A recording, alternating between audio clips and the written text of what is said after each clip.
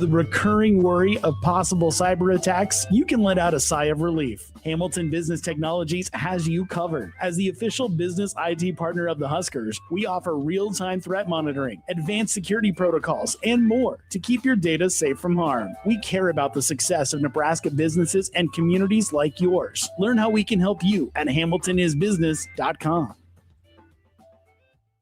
Coming at you live from the heart of downtown Lincoln. This is Old School with Foreman and Orman. Old School with Foreman and Orman is sponsored by Graham Tire Company of Lincoln, Nebraska Football Hall of Famer Jay Foreman. Here's Troy Detmer dropping straight back in the pocket. Rifles a pass. It was tipped and picked off by Foreman. He's at the 15, 10, 5. He'll score! Foreman got it, and it's touchdown Huskers. Black shirts answer the call one more time. And Austin Orman. Hour one of Old School is sponsored by Heartland of Nebraska Windows. Old School with Foreman and Orman on 93.7 The Ticket and theticketfm.com.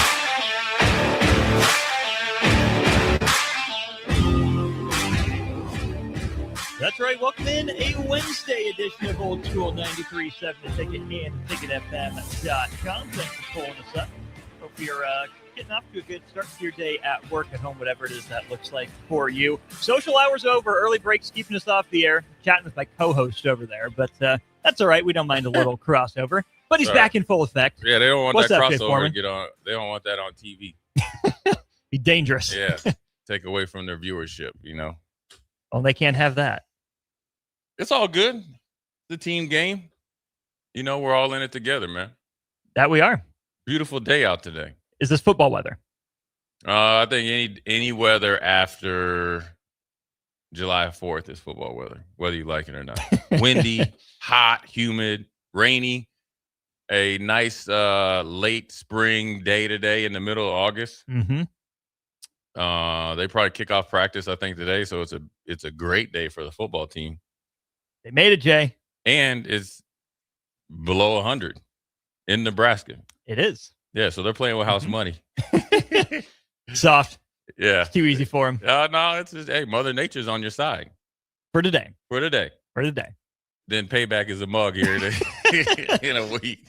It's coming for him. Yeah, that's the old setup, the old banana in the tailpipe. You know, when the old Ephus pitch, you have a baseball analogy. I'm a fastball, you know, Ephus pitch, change up, slider, go to the dugout, and you don't know what happened. How many Ephus pitches did you face in your baseball Not career? any Ephus pitches. Yeah. There's a guy named Kyle Kuchenbach. When I played baseball, now just crazy, I still remember his name. Kyle Cucumber? Yeah, but he fastball, I could hit. Every once in a while, maybe slap one out there with a curveball. He had this changeup. I always tell the story. My dad gave me a ride home. And, you know, your baseball is a lot of practices, and I was obviously better at basketball. He had a good changeup, and he was he kind of worked at it, and I think he played at Minnesota Duluth, you know, so he's a legitimate, you know, baseball player. Mm-hmm. You know, get up there, and I'd had success against him, so, you know, I might have thought I'd get up to the plate. I think I'm the right-handed, like, you know, the Cobra Dave Parker or something. I mean, I love baseball. You know, I love those Eddie Murray and all those dudes. So I think I'd hit a triple and, you know, whatever off him. Played him a few weeks later. Homeboy threw that changeup. I swear to God, I swung the bat. Already missed it. And looked back, the ball didn't hit the catcher's mitt. Strikeout. In my head. Next time I'm up there trying to get a walk. Strikeout looking. Then the next time I face him, I kind of like nubbed it, you know, out. My dad was just waiting. I was like, yeah, this baseball stuff ain't for me. This ain't for me. And then, one changeup.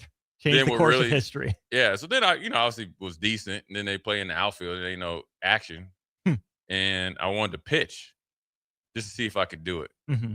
Coach wouldn't let a brother pitch. I'd worked at it, you know, did it in practice. All of a sudden, those hoop dreams started coming. I was like, yeah, this is a good deal. That became a little more clear. Yeah, then the dude tried in full color. Then my senior year, he's like, you want to come back out? Nah, nah, I'm good with it.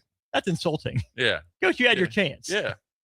I thought, you know, I told him, man, you know, I'm related to Old Cam Boyd. I got it, you know, got a little something with it. It's over. Coach wasn't real willing to let the bloodline show through. That's right. I ain't just running the bases, sitting out there, you know, dealing with gnats and stuff. Oh, brother wants some action. What's the bug situation like up in the Minnesota in the summer? It's the state bird. You ain't know that? I did not know that. The mosquito, you will see the biggest mosquitoes in history up there. There's so much water. Dang. Yeah, and they just incubate and just start out just like huge up there. Yo, you didn't know that? They said the Minnesota. I'm not surprised with all the lakes and Minnesota whatnot, State bird is the insect. They like the mosquito. Yeah, they tell people. Yeah, it's serious up there. Humidity is obviously with all the water is bad, just like Nebraska, but for different reasons. I got a mosquito on my nose at one point playing at Tuxedo Park in Crete. That's just because it's Crete. Man. It's Crete. Yeah, Crete for you. Yeah, weird things happen down there. Weird things come from there, too. And show you right. Show you right. Big thanks to Graham Tire Company, celebrating 75 years of serving the Midwest. More than just tires, they do all kinds of car and light truck repairs, too. From brakes to oil changes, trust Graham Tire for service you can count on. Graham Tire, getting you to the places that matter most. 402-464-5685. Please be a part of the show throughout the course of the proceedings. Jay Foreman, fall camp upon us. What position group are you looking at first? It's not upon us. It's here. It's here. It's time to get down like Charlie Brown. I think it's the offensive line just because, a lot of resources were spent there and, you had a great, running, let's just say, had a good offensive line, decent offensive line last year. You got to give them some credit. I keep going back to it. It's like, sure, they weren't the more winner offensive line, but, Emmett, for as much as he made people miss, they actually had to block somebody. They actually had to do something decent in order to make Emmett, or be successful running the ball. And as many times that we took calls after the game of the quarterback holding the ball too long, that means essentially they had to actually block guys at some point in time. Now, I know the Minnesota game is what people hang their hat on. There's plenty of blame to go around. So, obviously it was something that they wanted to continue to upgrade on, and they did. So I think it starts and stops with the offensive line. I think, you had 3 portal guys come in, which is great. But I think it's, Justin Evans and Pritchett, mainly Justin Evans, as we talked to in the Big Ten Media Day, it's his offensive line, right? He's the leader. To be frank and be honest with you, he's their best player, right? I mean, he's their best player. He's the best player here at Nebraska because the other 3, and I know Black is started, quite, for 3 years at Iowa State. I just feel Justin Evans is their best player. On the line, sure. On the line, right? Yep. And so then you got Pritchett, who, you haven't heard anything, bad or nothing but positive out of the camp since maybe middle last year, kind of like maybe late last year through spring. Yeah, grown up, matured, football and off the field. Right, with Jeep Wade and all that. So it's those two that those two have to be the tempo setters for different reasons: leadership, effort. Evans has got to be the guy that's the bell cow that everybody looks to lead him through some muddy waters. Pritchett has to live up to his potential where he has to continue to get better at left tackle. That's a hard position to play in the Big Ten, considering some of the defenses that you're going to, face week in and week out, right? And then you got Black that has to come in there and be better than Rocco last year, right? And definitely looks like he can be and has been, right? And then you got the 2 guys. You got Tree and Paul that come in there at guard and tackle, respectively. True freshman last year that started at LSU, which is great. Growing pains, but obviously consistent enough to start at LSU for Brian Kelly, and LSU that, quite frankly, has a tradition of doing, producing pretty good offensive linemen. So that's a big feat there. Then you come to Nebraska, so you got to continue to prove and gel, right, with 2 veterans, right? And then him and Tree, I think, are on the right side. So you have Tree that was kind of a situational starter, but probably could start and done well when he did. And those 2, they got to grow. So that's where Justin Evans has really got to police from center to the right side, right? Help mature. And then on the left side, he's got to lean on Black to make sure that Pritchett is feeling comfortable and being able to play his potential. And then they all got to play together. So then the guys behind him, Petula, Sledge, Peters, all those guys, maybe Kanak, that's your 9. I mean, if I'm missing somebody, then, so be it. They all have to, get better because the best offensive lines are probably 7-8 deep. And so those roles have to be defined as well during training camp. We'll get to the depth. I think there's a bunch of interesting names we can talk about. We got this from Brian on YouTube. He said, Yeah, the run game was fine, but pass protection was the issue. Tackles didn't get developed under Donovan Raiola as the offensive line coach. And Jay, we spent a lot of time talking about this last year, but I think in the same way that, if the offensive line needs to get some credit for how Emmett ran the ball, the offensive line also needs to have some of the blame taken off of it for the passing game in terms of the quarterback, in terms of receivers not being able to get off the ball and beat man coverage as well. I mean, 9 sacks is on everybody. 5 sacks is on everybody. 7 sacks is on everybody. Everyone's accountable. It's not just the OL. Just like defense, sack is a team stat. I could be a great pass rusher, but if you can't stay in front of a receiver, is it my fault I'm not getting sacks? Right. So it all goes together. Sure, you could say that, Donovan didn't develop right tackles, but I would say, and I'm not an apologist for anybody, I'm just more a realist, right? Okay, that's your point. Okay, that's your opinion. It's a valid point. You could say that. Here's my rebuttal. Did he get those guys to perform better because it's the same guys he inherited, though? Yeah. I would ask you that, right?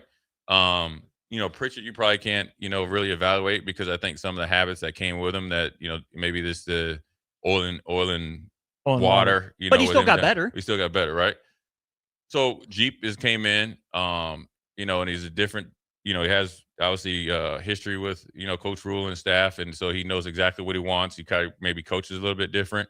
I think you can appreciate what Jeep Wade is doing and is hopefully going to do and has done on the recruiting trail as well, without always going back and trying to dog a previous coach. Yeah. And so, sure, I'm sure Donovan would say there's things that he could have done better and wish he could have done better. That's fine. It actually, played out, right? Players probably think that as well. But moving forward, I think they'll be better. I think that they have to take the reins of the team, though, of the whole team. And that's what you want, because they should look upon it that they themselves set the tone day in and day out, meeting in and meeting out, everything else that goes with it, to take control. And if you view that the defense isn't good enough, you have to punish them. And it's hard for me to even say that. The reason why, because the more that you live to that standard and operate it, and it becomes you, it forces everybody else on the opposite side of the ball, because this is your competition right now during training camp, to level up and get better. So if the offensive line continues to get better and pushes and shows no mercy based on what's on paper, right, the defensive line will react. So you're creating an environment that has nothing to do with coaching. It's a individual choice in a collective environment, which then you're actually being selfless when it's hardly to say. It's funny. You're getting your own, but you're being selfless. Well, here's my analogy. When I moved to Minnesota, I came in and was just ready to throw hands and get in trouble. It was absolutely right, the fight or flight, right? Or I was acting out in class. So then my dad I got called to the principal's office. He knew my dad, and then I was surprised that he was there. So brother got tightened up when I got at home, right? My analogy is this. My dad told me before he commenced to tightening me up, or whatever, I don't even know if that's the right word. He said it's going to hurt me more than it's going to hurt you, but you're going to be better for it later. That's what the offensive line should have, the mindset. I didn't believe it at the time, but I'm telling you what, it made an impression. Darn if it didn't work. Hey, let me tell you something, boy. I avoided that principal's office from there on out. But my point is that selflessness isn't just giving. It's actually you got to take something from somebody to make them want to take it back. So you want to have that give and take. You want to have that the offensive line had a good day, the defense reacted and got back. Got back. We had that. There was times that the offense probably got after us at times, and sometimes that more times than not, we felt like we got after them. So when you get out there on the field, when you play, September 5th and after that, then it's just rinse and repeat. Your practice habits and your actually, your tendencies, you're trying to create habits that become natural, movements under the most intense pressure. Kansas Randy texts in, says, I would like to see Grant Bricks get in the mix on the offensive line. I know he's young, but I think he can be a player. Jay, that's a guy that is now in his true sophomore year, redshirt, and then last year, he listed as a sophomore on the website, but it's his third year now in the program. Redshirt sophomore. Yeah, redshirt sophomore. So he still has 3 years of eligibility should he want it. Bricks is in that mix, like Kansas Randy is saying. I think Gibson Pile's there as well. There's a ton of guys. And normally, I think this would be when you would expect those guys to be on the field, right? Redshirt year. freshman year where Brick saw action in one game. I think it was just against Akron. Then if he's ready, okay, you have, now 3 years to play him. Well, guess what? You have those 3 years right now, but with 5 for 5, is it as urgent? I mean, in those guys' mind, there's a sense of urgency to get on the field. But how does the calculus change for offensive linemen now with 5 years where they can play as opposed to just 5 years to play for? Right. Yeah. I mean, it actually works out, in my opinion, could work out better for teams like Nebraska or everybody, where you can play them a little bit as a true freshman, kind of make sure that they, you kind of get their, their feet wet, and you kind of, obviously massage their ego a little bit, but you can develop them along the timeline that normally takes for offensive linemen to develop. Any offensive line coach will tell you you even though a kid's big coming out of high school, he could be athletic. He has to get stronger. He has to get more stable. He has to understand how to play. If you're big in high school, you're beating up on guys that there's no way you're facing the same type of competition that you're going to face. You're facing grown men and you're barely 17, 18 years old. Mm-hmm. So generally an offensive line coach will tell you it takes 3 years for an offensive lineman to be developed, ready to play. Now, if you want an example of that, is you go back to when D'Antoni was at Michigan State, that he would come in, redshirt guys, and maybe a little bit underweight. Then in development, he always said by year 3, there's some dogs. And so can you do that, for all 5 guys, and do it? No, you got to piece it together. But part of development, part of getting developed, is what you do on your own time and what you're willing to sacrifice to get to success. Because whatever it is that you have to work on, and when you come in as a highly rated 4-star like Bricks was, or Peters, or anybody like that, you have to work while you wait.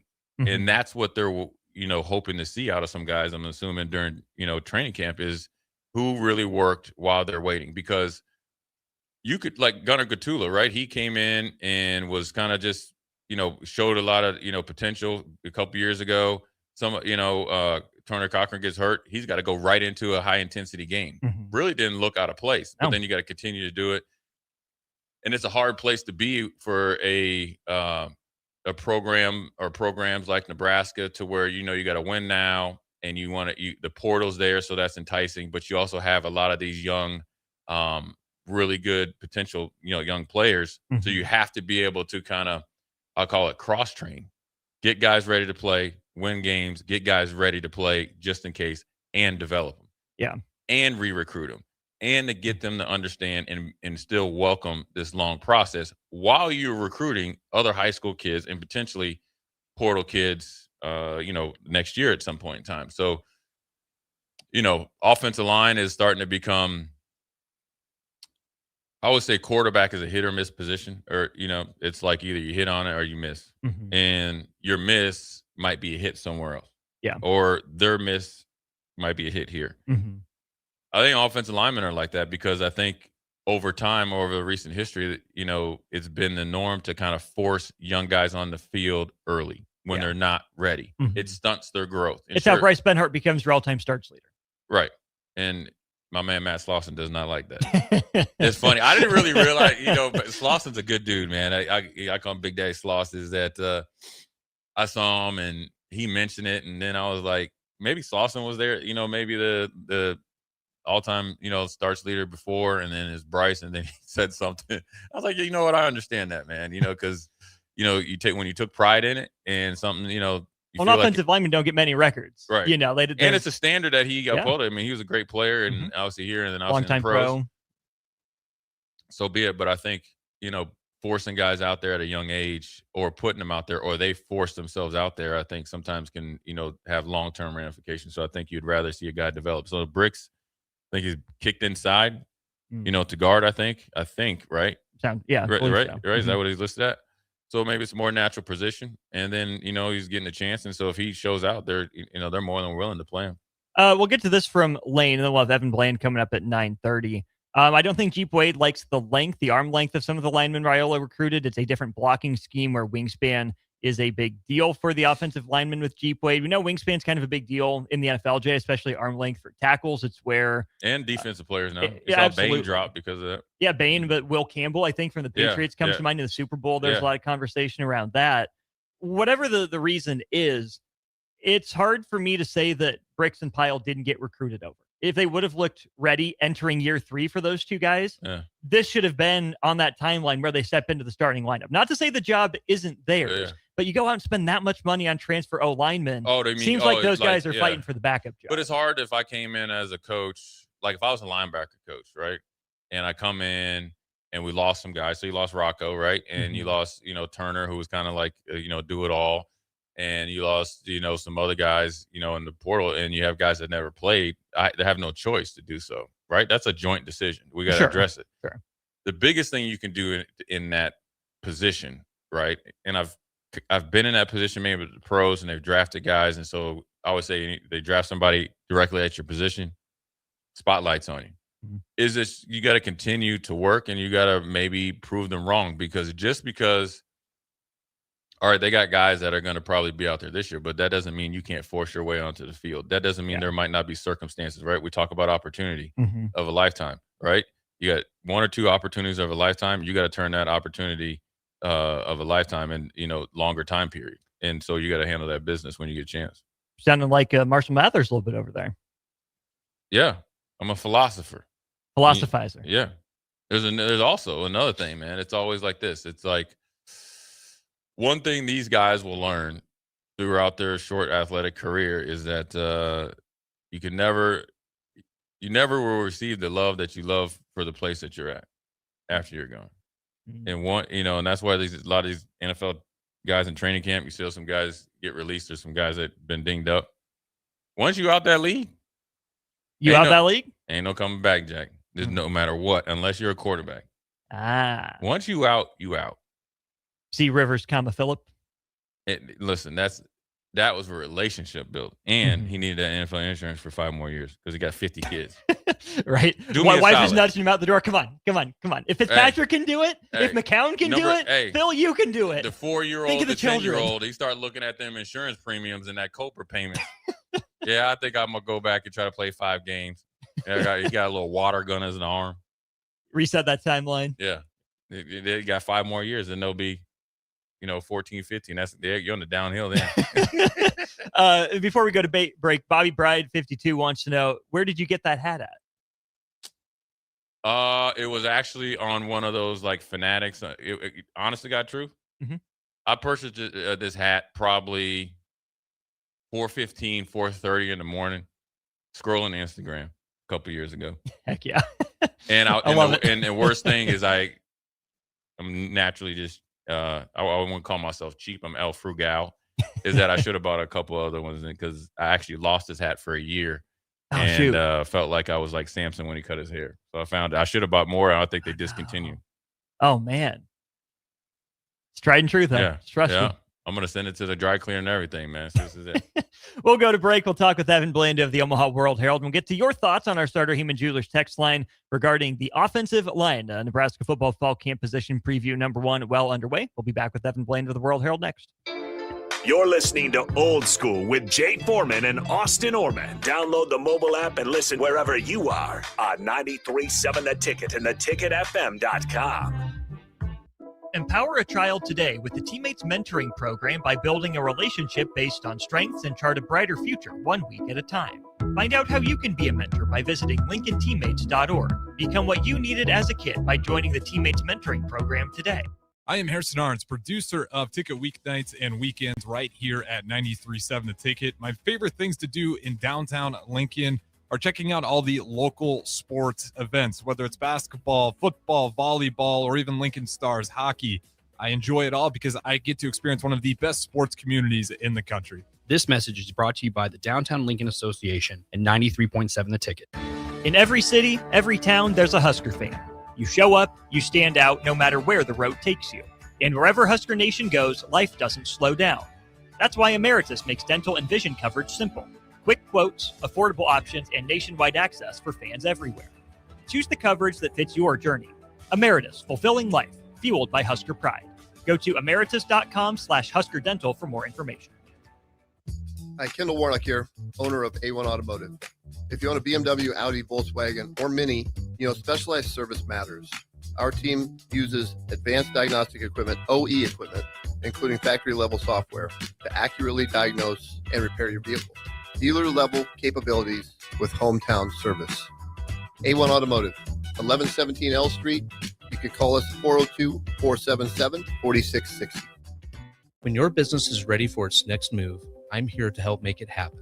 I'm Corey Vandeweghe, Commercial Loan Officer at Midwest Bank on 70th and Pioneers Boulevard. Lincoln is full of bold ideas and hardworking business owners, and I'm proud to support the people driving that progress. Whether you're launching something new or investing in growth, I'll work with you to find lending solutions that move your business forward. Swing in anytime. I'd love to hear what you're building. Your community, your bank, Midwest Bank, member FDIC. Hog Wild's giant stuffed baked potatoes are anything but basic and really hit the spot when you're craving a little comfort food. Nothing is more satisfying than a Hog Wild baked potato loaded with butter, sour cream, cheddar cheese, bacon bits, and chives. Add your choice of a Hog Wild house smoked meat like pulled pork, chicken, or brisket for a little extra. Order online at GoHogWild.com. Hog Wild Pit Barbecue, 3210 Cornhusker Highway in Lincoln. But don't be late, we close at 8. Hey, Jake, you know what I love almost as much as the Big Red? Big scores on the field? Good guess, but nope. Big spikes on the court? Love those too, but I'm thinking food. Like those big, budget-friendly portions you find at Buzzard Billy's. Now you're talking. I love Buzzard Billy's. I love the shrimp po' boys and the blackened chicken. You almost always find me enjoying gumbo. Big plays, big scores, big wins, Big Red. Yep, love them all, especially those big portions that are budget-friendly. Only at Buzzard Billy's, A-Market. Looking for a fun way to give back? Join us for the 2026 Kicks for Kids Nebraska Fun Run Walk, presented by Pinnacle Bank, on Saturday, August 22nd at James Arthur Vineyard. Enjoy a scenic 5K through beautiful grounds. Every step helps provide shoes to kids in Lincoln and Lancaster County schools, with options for adults, wine included, and kids. Registration fees include a t-shirt, medal, and bag. Sign up today and make a difference at kicksforkidsnebraska.org. For remote starters, audio upgrades, and more, there's only one place to go. Auto Sounds of Lincoln at 48th and O.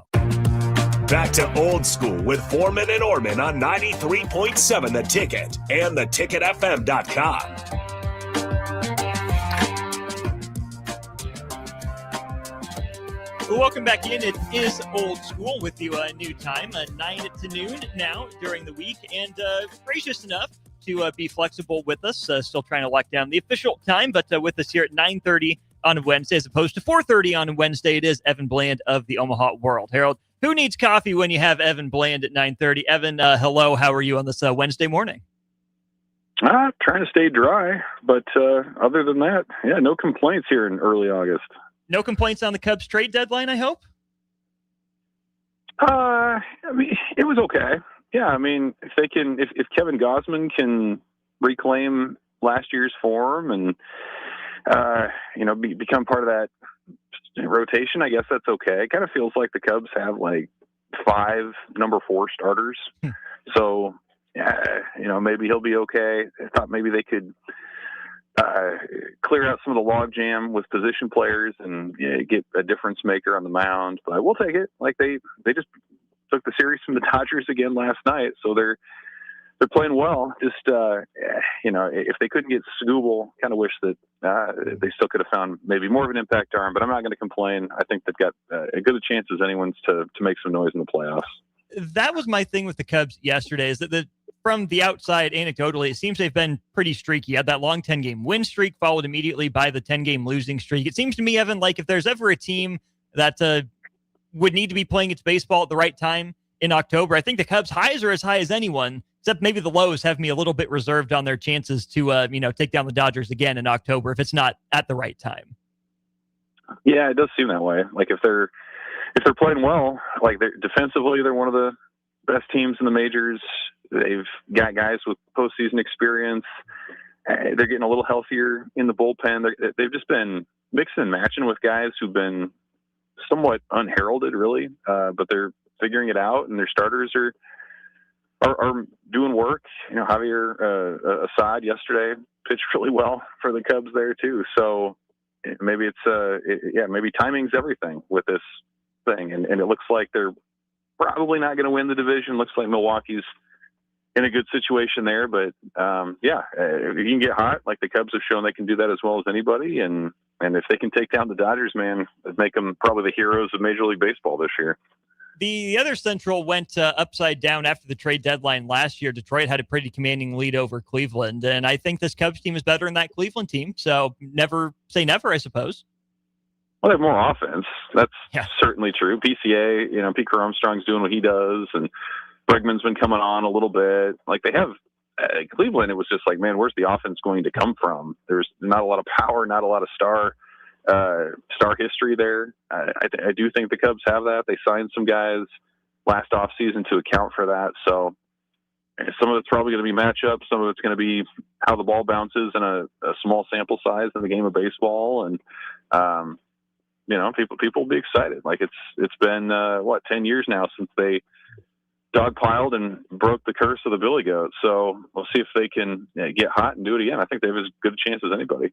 Been more than 10 years since Nebraska last dogpiled in that way. In fact, I'm sitting in studio with the last one of the guys who was on that last team to dogpile. Evan, you got a chance to hear from a bunch of Nebraska football players yesterday. Who stood out to you that you were able to listen to on the Nebraska roster yesterday? Yeah, I love the setup. It was something I know fans don't maybe necessarily care, but it's a setup where there were a couple of guys at the front podium in the media room, and then they had a couple of groups of 4 out on the field. And so you could just kind of walk around and talk to guys. And I think the effect of that, as far as a fan would be concerned, is like players are much more conversational in that setting when it's just like you're talking to a couple of guys as opposed to giving a State of the Union or something like that. So really enjoyed bouncing around. I thought Paul Mubenga, one of the offensive guards, was thoughtful. He had some, I thought, good insight into Anthony Calandra. He had an anecdote where he said, hey, in the spring, it was one of their first huddles, and Calandra is getting ready to bring in the call, so a play call, and he looks at Mubenga first. He's like, hey, you okay? You all right, man? And he said, man, that stuck with me, because here's a quarterback who, usually that's a position where guys are so focused on their job, but he took time out in the heat of the moment to check on one of his linemen. And he said, man, that tells you that this is a guy who is looking for other people to succeed as well, and knows that it's going to take everybody to do what they want to do. So I thought that was some good insight. It's always a pleasure talking with Jameer Khan, who's looking like he's going to be the starting safety. He continues to set the standard internally in terms of work ethic, weightlifting. Talks about coming in at 10 at night at different points in the summer and calling up some teammates and getting them out there too to get in some extra work. Obviously good to hear from Anthony Calandra himself, who's kept a pretty low profile this off season, but just you can tell even in a 5 to 10 minute media conversation, like how confident he is, how he's got a better grasp of the offense than he did before. He's got handshakes with everybody that are now second nature, that kind of thing. So it's always interesting catching up with guys after, an off season is mostly played out, and you can see what kind of gains have been made and how much more comfortable guys are. So enjoyed the session. Thought there was a lot to take away. The receivers were interesting, Ja'Cory Barney and Isaiah Hunter as well. So I think it was a group that certainly felt like it was a productive summer, and one that's champing at the bit to get back out and put the pads on and see what they have here in this next month. You mentioned the offensive line. That's where Jay and I started the show off today with some of our position previews. What do you make of that new look offensive line in terms of the traits that Jeep Wade was looking for, maybe as opposed to the Donovan Raiola style offensive line? Do you notice any sort of a concerted effort in terms of the personnel and the play style that the Jeep Wade preferred to Donovan Raiola just through, spring camp and the start of fall? Well, I know when we got to see some of the bowl practices and a little bit in spring, like the sessions that we saw with Jeep Wade, he was really emphasizing exploding out of your stance, explode and then move downfield, like 5 to 10 yards downfield. So you're either pushing your defensive lineman with you, or you're trying to leak to that next level and get onto a linebacker. Like I thought that was notable. That was something he was constantly emphasizing with guys: explode, release, get downfield, clear a path, be vicious, be aggressive, all those sorts of things. In terms of personnel, like I just thought like this was a guy who had a lot of off-season success. He's probably had the best success positionally of any Nebraska coach this offseason. When you think about the 3 portal additions, all of whom were highly sought after by other power programs, a couple of big-time high school commits as well, and then obviously you get Elijah Pritchett back, and we'll see what kind of ascent he can make this fall. You've got Justin Evans, who's the lone holdover, the lone kind of career Husker, who's in there, who everybody speaks incredibly highly of, who's been Mr. Consistent now for a couple of years on the interior. So it's a position, like it seems like it's in great shape in terms of this is a spot Nebraska has invested in financially. It's a spot that they renovated through the portal, and there's some depth. Like Gunnar Gatula is going to be in that mix. He's been a multi-year starter, and he's not even penciled into the top 5 right now. So like that's Tyler Kanak, who started in the bowl game, is a rocker, and they've got younger guys too, Preston Tamua and some others, Sam Sledge, who they feel like are coming along. So it's also, and not only is it a group that, is elite, as Anthony Calandria said yesterday, but it's one that can also afford an injury or two if it comes up, because they've got guys behind there who are coming along and can step in. We're hearing from Evan Bland of the Omaha World Herald. He's with us on our Allo Fiber VIP line. Evan, a couple names that you didn't mention there in that rundown of the depth on the offensive line would be Grant Bricks and Gibson Pyle. It's their 3rd year on campus, and I know a lot of times it's that 3rd year where you're looking for those guys to get on the field. What does it say about those guys' future that Nebraska went out and looked for additions in the transfer portal as opposed to banking on those 2 pretty highly sought-after recruits to step up this season? Yeah, I mean, it's ideally, like any team would tell you, like ideally you put those guys behind the scenes for 2 or 3 years, and then you roll them out and they're ready to be rotational guys, and then they're ready to be starters. I mean, that was the recipe obviously for Nebraska in its heyday for a long time, and it's a little harder to do that in the portal era when guys do come and go. But like that was the hope. That was always the Donovan Raiola line that you heard, was water the bamboo. This idea that you pour into these guys for a few years, and then they skyrocket and they shoot up and they are ready to go. And that just hasn't been the case with those guys in particular. But it can happen later in careers too, right? Like sometimes it can be a 4th year type of situation. And I think those are guys that I would look at and say, this would become then a very important developmental year, because you do have a new coach who is going to be teaching his techniques, and you are going to be one of the older linemen in the room by next year. You're going to be in your, you're going to be 21 or whatever it is next year. And so I think this is an important year for those guys behind the scenes. It would take, I think, a Herculean effort for either of them to make that move this fall, especially given who's here now from the portal and the experience they have. But I think those are guys that I want to hear are making moves on the scout team, the guys that are pushing the defense on the other side, so that maybe a year from now they can be rotational contributors, or they can make an impact on special teams or get involved elsewhere. So it's not a great sign for the development maybe that has previously occurred at that position, but I do think those guys are talented enough and are in a situation, especially now, where you could maybe see them take those steps this year and start hearing their names a little bit more next offseason. Switching sides of the ball then, Evan, you mentioned hearing from Jameer Khan, a guy that played his fair share of nickel last year, making the move back to safety. It seems like it's him and McDougal maybe in the driver's seat for those positions. What does that mean for Nebraska then at the nickel position if Khan's moving back a little bit? Kind of the spring storyline was between Jameer Khan and Donovan Jones. How would the nickel and safety spots play out? And coaches that have identified those two as maybe 2 of their strongest players. And I think Khan wins the safety job in part because of just his ability to be vocal and be the quarterback on the back end. And so, he's done that. He comes in through the Jamar Mosey connection, having played for Mosey in high school in the Kansas City area. And so I think coaches love Donovan Jones at nickel. And Khan, for what it's worth, yesterday was extremely optimistic for what Jones can be moving forward. He called him a potential first-round pick, all Big Ten kind of guy. Excuse me. By the time his Nebraska career is done, so that was someone who played some corner last year in Jones, and now gets to use those coverage skills at nickel, and it opens up, I think, a pretty intriguing at cornerback too, where you've got Andrew Marshall on the one side, but what does that other side look like? Where you've got some older guys like Jeremiah Charles and Danny Odom being the 5-star freshman who comes in. Is this when he makes his move?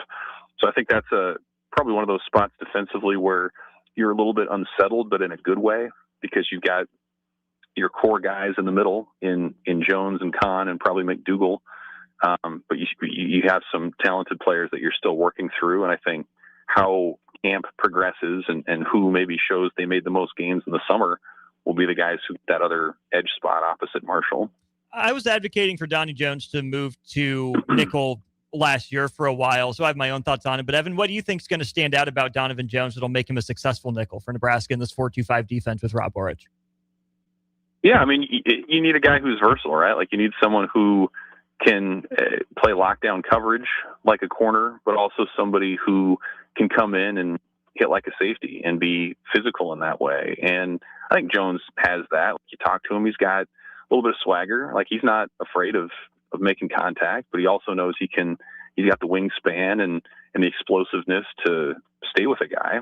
And I think it takes someone who's probably been in the system for a couple of years too. It's not simply a read and react sort of position, but it's one where you do need to know where you fit in the larger scheme of what's going on and what your role is. When do you when do you come in on a run versus when do you stick with a guy who's breaking down field? So I think those are all areas where Jones has grown. Like I said, I think him playing corner last year, it helped improve his coverage skills. And you go back to the Pinstripe Bowl a couple of years ago when he really got on the field consistently for the first time and started believing that he belonged at that level. So this is someone who is now relatively proven at the college football level, and someone who Nebraska feels like they can't afford to not have on the field. So now Donovan Jones is going to be in the middle of it all, and they feel like he's well-rounded enough to handle all the different duties that a nickelback demands. Fall camp is here for Nebraska football, covering it all for the Omaha World Herald. It is Evan Bland joining us here on Old School. Evan, thanks again for moving up to the morning time with us. Great to talk to you, and we'll do it again soon, my friend. Sounds great. Thanks, Austin. See you. Evan with us on our Aloe Fiber VIP line. Aloe Fibers, where they understand the importance of exceptional service with local heart. Suspect Sports Person of the Week comes up next on Old School. Watch Old School live on Facebook, YouTube, or Twitch. Old School with Foreman and Orman on 93.7 The Ticket and theticketfm.com. Hey, Jake, you know what I love almost as much as the Big Red? Big scores on the field? Good guess, but nope. Big spikes on the court? Love those too, but I'm thinking food. Like those big, budget-friendly portions you find at Buzzard Billy's. Now you're talking. I love Buzzard Billy's. I love the shrimp po' boys and the blackened chicken. You almost always find me enjoying gumbo. Big plays, big scores, big wins, Big Red. Yep, love them all, especially those big portions that are budget-friendly. Only at Buzzard Billy's, A-Market. Bauer Underground has been serving local contractors and utility contractors all across the state since 1997. When you see the black and white trucks, you know that the best workers in the business have arrived. Bauer is currently looking for equipment operators, laborers, diesel mechanics, and aerial linemen. Join the brotherhood built upon hard work, authentic people, and a pedigree of success. They're offering top-notch benefits, matching 401k, and a $600 per year clothing allowance. Bauer Underground, a family-friendly company with room for advancement. Are you ready for a new opportunity? Check out Sandhills Global. Join a dynamic team where your skills are valued and your career can soar. We offer full-time positions with a 4.5-day work week, competitive pay, excellent benefits, and a positive work environment. From IT and marketing to sales and finance, we're looking for talented individuals just like you. Apply today at sandhills.jobs and take the first step towards an exciting future. That's sandhills.jobs. Don't wait, apply now. If you're seeking a career with a growing company, Gaina Trucking and Excavating is hiring and looking for additions to their team. Gaina Trucking has a strong team culture, competitive pay, 401ks, and benefits like health, dental, and vision. Drivers are guaranteed 40 hours per week, even in the winter months, and are home every night. Start your career today at Gaina Trucking and Excavating. Apply today at GainaTrucking.com. Hi, it's Sean Callahan here with Koppel Chevrolet GMC in Louisville. Koppel is proud to be the highest-rated GMC dealer in the Omaha and Lincoln areas based on Google reviews. Right now, get 0% financing for 60 months on new Silverado and Sierra 1500 models. But hurry, the 0% financing offer won't last long. Visit us in Louisville or check us out online at koppelcars.com. When something breaks, you want someone you can trust to fix it right. Empire Repair is now open in Waverly and ready to serve our community with reliable auto repair and maintenance. From routine service to bigger repairs, our team is here to keep you on the road. Stop by Empire Repair in Waverly or call 402-786-2224 to schedule your service today. Empire Repair, proud to serve Waverly. Hog Wild's giant stuffed baked potatoes are anything but basic and really hit the spot when you're craving a little comfort food. Nothing is more satisfying than a Hog Wild baked potato loaded with butter, sour cream, cheddar cheese, bacon bits, and chives. Add your choice of a Hog Wild house smoked meat like pulled pork, chicken, or brisket for a little extra. Order online at GoHogWild.com. Hog Wild Pit Barbecue, 3210 Cornhusker Highway in Lincoln. But don't be late, we close at 8. Hi, Kendall Warnock here, owner of A1 Automotive. If you own a BMW, Audi, Volkswagen, or Mini, you know specialized service matters. Our team uses advanced diagnostic equipment, OE equipment, including factory-level software, to accurately diagnose and repair your vehicle. Dealer-level capabilities with hometown service. A1 Automotive, 1117 L Street. You can call us 402-477-4660. In every office, there's two types of people. There are those who bring in bagels and those who eat the bagels that someone else brought in. Everybody likes the first person. Be that first person.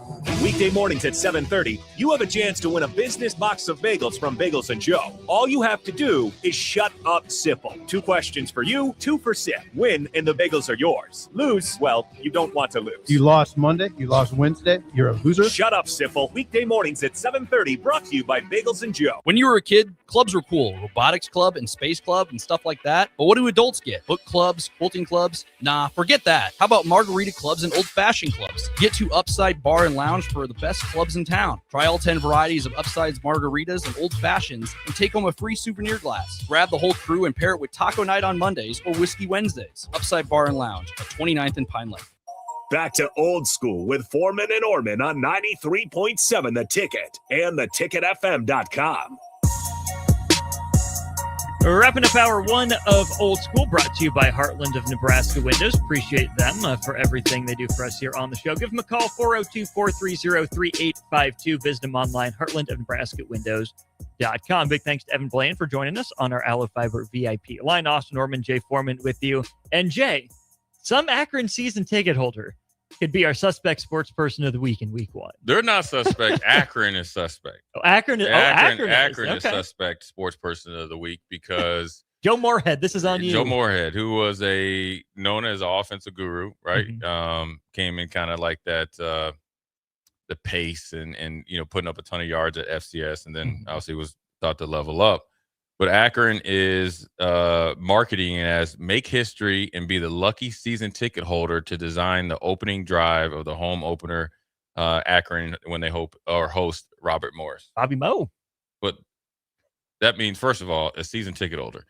I'm just going to assume most season ticket holders for Akron are of the older generation, as older than me. Mm-hmm. I'm also going to assume majority of them most likely hadn't played football. Majority of them also, I'm gonna assume majority of them haven't watched a game with the intent of ever potentially calling plays. So now you're letting a season ticket holder design your first drive. After the display of football that you so-called put on last year, right? Which would have a trouble beating Millard South, a team last year. You're going to let a season ticket holder design the first play. You would have been better off. the first drive. Or first drive. Yeah, you script the first drive. So you would have been better off going to Frat Row, the dorms, and putting some like signs up and having a Madden tournament, evaluating that and allowing them to do that. Mm-hmm. This is diabolical. You're not even raising money because you already got their money. They're season ticket holders. So it's not a silent auction for this. It's a drawing. Right. You got somebody up in level 3 or level 4 coming all the way down, and they're going to start designing some plays, and it's just guaranteed not to work. Gorilla Bear, I just bought season tickets for Akron for $75. This is the opportunity I needed to take my talents to the big leagues. Right.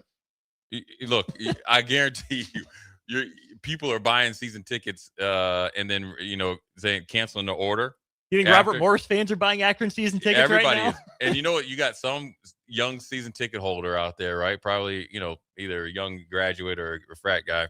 Nothing against frat guys. I'm just saying they play a lot of Madden, right? Mm-hmm. They're like, oh, this could be it. This could be the story. They're like, oh, this could be a 3-part series. How do you go from student, Madden extraordinaire, or just a former high school player, just going to college, maybe you own your own business, design it, they have some success, they bring you on staff as a consultant, 5 years later, you're the offensive guru. You're the new Sean McVay. That's what they're thinking. And you're at Akron with no talent. That's a lot. I mean, really, if I was an AD, I was like, well, what have you been doing? Right. and maybe there's probably more to it. Maybe they're trying to raise some money and maybe get more people to be season ticket holders. And, it's like playing the lottery, And so, if they get a first down, are you going to put them on the Jumbotron? Varn Diggity says, what if it's the only scoring drive? Now, Robert Morris is even less of a football powerhouse than Akron. FCS, right. best known for taking down Kentucky in the NIT at one point. But if Akron scores on the first drive, do you go back to him? Do you say you gotta, right? Do you send Ball don't lie. Check up top. Do you send a text? Are you available? First of all, you can stick around next drive, right? Well, are you inebriated? Are you all together? We need you here in the second half. How about doing the second half and give you some access to practice? But that's it. There's a suspect for doing that. The very fine print at the bottom says, with the head coach, of course, this hasn't been done before, but we're not crazy. You're kind of crazy for doing this. If you say we haven't done this before and we're not crazy, you're crazy. Just own it. Yeah. Just say, you know what? This is desperation. This is a little crazy, but we want to live in that lane this year. And actually, you might get some fanfare, or kind of get it.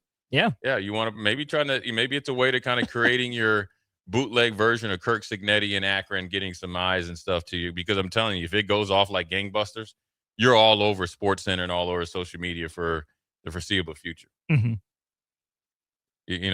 Without was it no risk it, no biscuit? Right. Yeah, there you go. You're risking a lot, and you're giving away some biscuits. Because if I am the offensive coordinator, I'm definitely giving you the stink eye, side eye, the head coach. Coach, did you approve this? Oh, it's already approved. That's what I'm saying. The OC sent Joe. Yeah. Is this your idea? Oh, I'm definitely going to the bathroom. I'm taking my my headset off. Oh, I'm unavailable first drive. You got this. It's on you. This is what you wanted, Joe. Yeah. See you second drive. See you second drive at the beginning of the first quarter because come back, they score. Crap. Yeah. Well, got the run. Sorry. Yeah. See third drive. Yeah, exactly. So it's I mean, look, man, you got to do anything and everything at this point in time. Joe Moorhead, you were suspect until it works, and even then, you're still suspect, even if it doesn't. Yeah, you're suspect at best for the rest of your coaching career. Sorry. We'll take submissions every week for Suspect Sports Person of the Week. We'll do that Wednesdays at 9:45. Moving forward, send them in. You can tweet at Jay and I.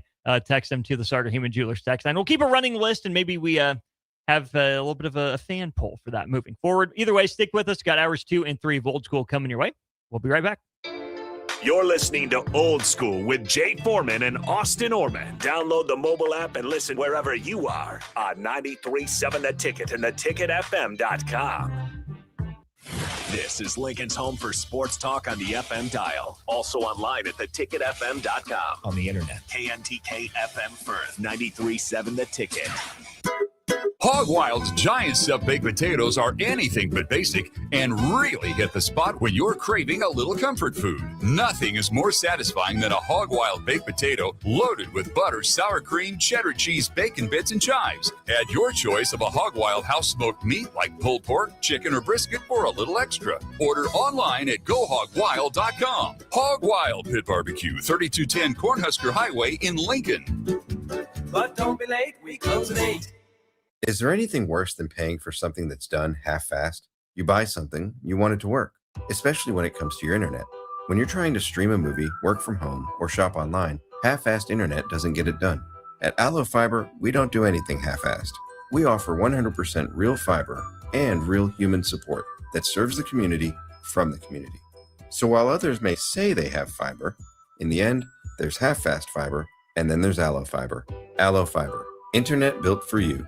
Looking for a fun way to give back? Join us for the 2026 Kicks for Kids Nebraska Fun Run Walk, presented by Pinnacle Bank, on Saturday, August 22nd at James Arthur Vineyard. Enjoy a scenic 5K through beautiful grounds. Every step helps provide shoes to kids in Lincoln and Lancaster County schools, with options for adults, wine included, and kids. Registration fees include a t-shirt, medal, and bag. Sign up today and make a difference at kicksforkidsnebraska.org. Time for a new AC? Call Bryant. Get rebates now and lower operating costs every day. For comfort and efficiency, call 467-1111. Bryant Air Conditioning, Heating, Electrical, and Plumbing. Building a new home can be a challenge. A lot of big choices. With our Remington homes, we have designed 15 different floor plans that appeal to a wide range of people.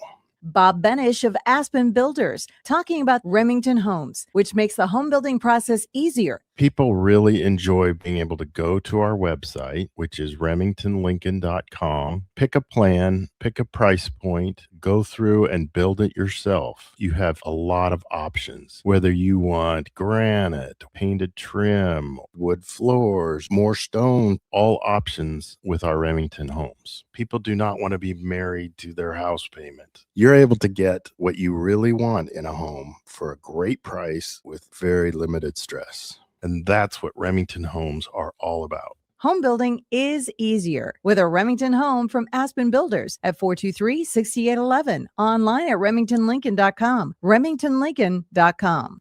When Nebraska businesses win, we all win. And the Nebraska Chamber is helping make that happen.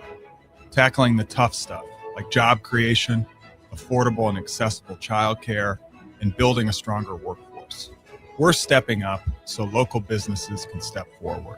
If you want to see Nebraska keep growing, keep competing, and keep winning, get connected with the Nebraska Chamber of Commerce and Industry. Learn more at nechamber.com.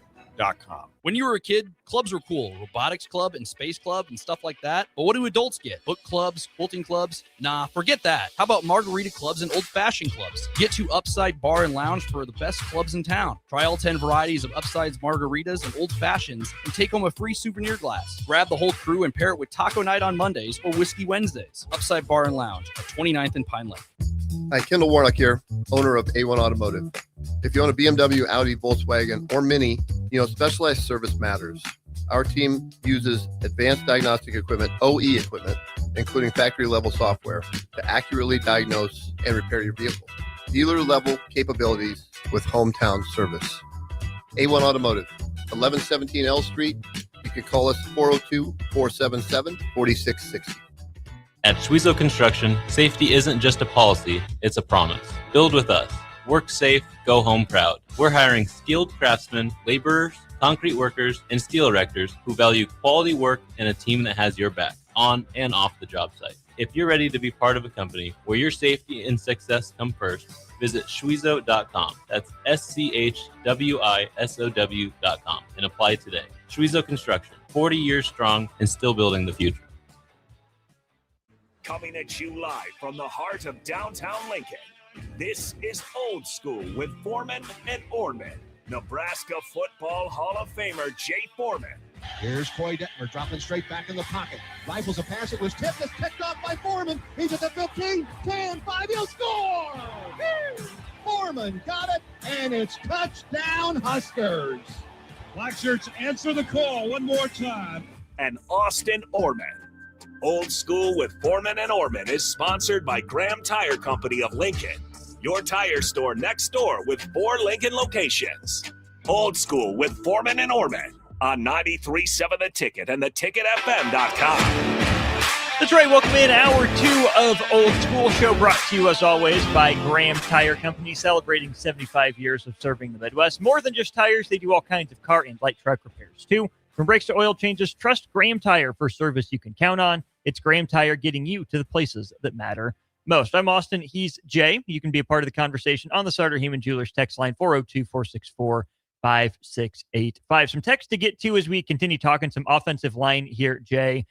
Derek in a car said, what about Brock Knutson, in-state kid from out west? Is there a chance he features this year? Yeah, I think a lot of those guys that we mentioned early in the show, and, you know, you could throw Brock in there and Bricks. I think they're all in, show and prove it time, and what they've done in the meantime in the summer will show out in the fall camp or whatever, or training camp, and try to eat up playing time and solidify their spot. So, I mean, all of them are in the same spot. The great thing when a new coach comes in, a new set of eyes can kind of maybe, energize your career and give you a chance. Because sometimes if you're kind of caught in that numbers game, you're just kind of, you still got to work, but you also know reality is reality. So when you get a clean slate and you go out there and improve yourself and show maybe some things that maybe weren't seen on a regular basis before with coaching staffs, you can definitely, come out of nowhere per se and end up, playing or working yourself into a solid, rotational player. Haddo says, I'm really rooting to not be a Pritchett hater this year. I'm watching that guy like a hawk because of how last season started. He definitely did better in the second half of the season, but that's not saying much. How much did Elijah Pritchett improve? Where did he improve most? What should Husker fans be looking for from Elijah Pritchett this year? Well, I think, it was a process. I always say this, when you come out of the portal, that's just kind of gives you a little bit of the ability to sleep a little bit better, knowing that they've done it at a college level somewhere else before. But that doesn't mean you're actually going to be that player or better here in Lincoln, I would say Lancaster County. So that means you have to get used to the way Nebraska does things, the standard, the expectations, and all that. And maybe that was just a process for him to get used to it. Mm-hmm. And, I know he played and started as a freshman at Bama and recruited by Nick Saban, but he still was a freshman. You still have to develop.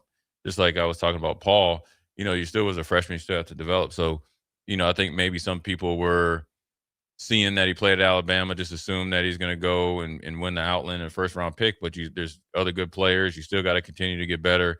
So it was probably more the constant continue to work at his craft, understanding the expectations here, allowed him to play better towards the end. Now that has to be not even the ceiling of the floor. That's like, like the worst that you could play when you played last year. Mm-hmm. Now you're expected to be a lot better player, more consistent player.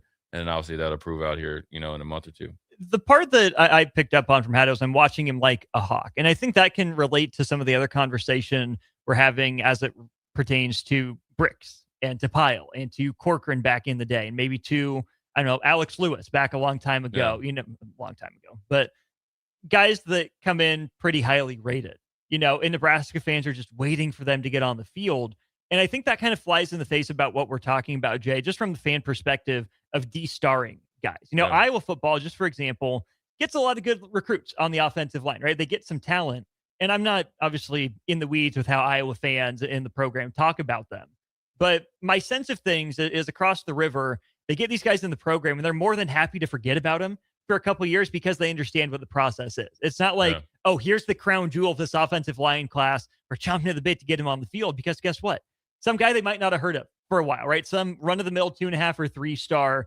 They have faith in the process that they're going to develop and turn into a really good player. They'd rather know their name as a junior or a senior when they're winning awards and I was doing Iowa things, as opposed to, oh, this guy has to be good right away, right? He looks physically ready more than the other ones. He's the difference maker. And okay, he's playing now, but why isn't he playing well? Well, they forced him out on the field too early.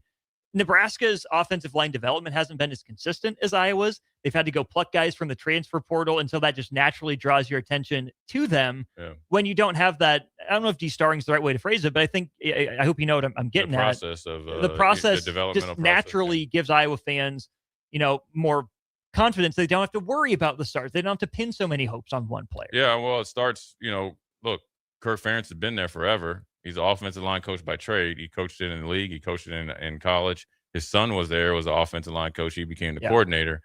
So the consistency of those two and the brand, the message, the standard, and the development is there. So that's where, as a fan base, you actually maybe, could maybe not appreciate it as much, right?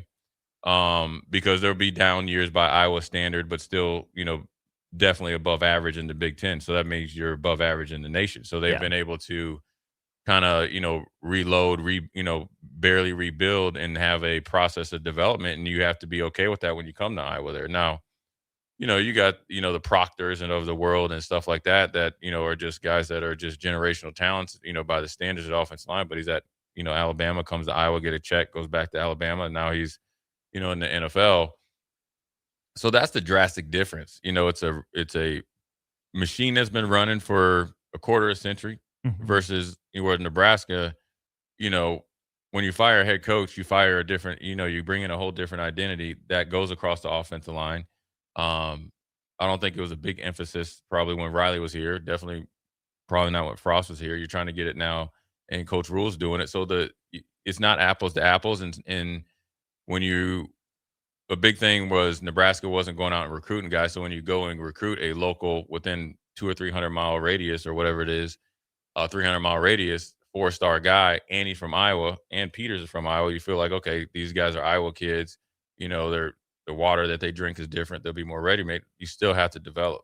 Yeah. And you still got to have a developmental process. So Nebraska's starting to do that versus Iowa's been doing it. So it's way two different situations. And so that's where a lot of the fans expect you to go from high school to on the field. You got to think with Nick Gates, he came from a really good program.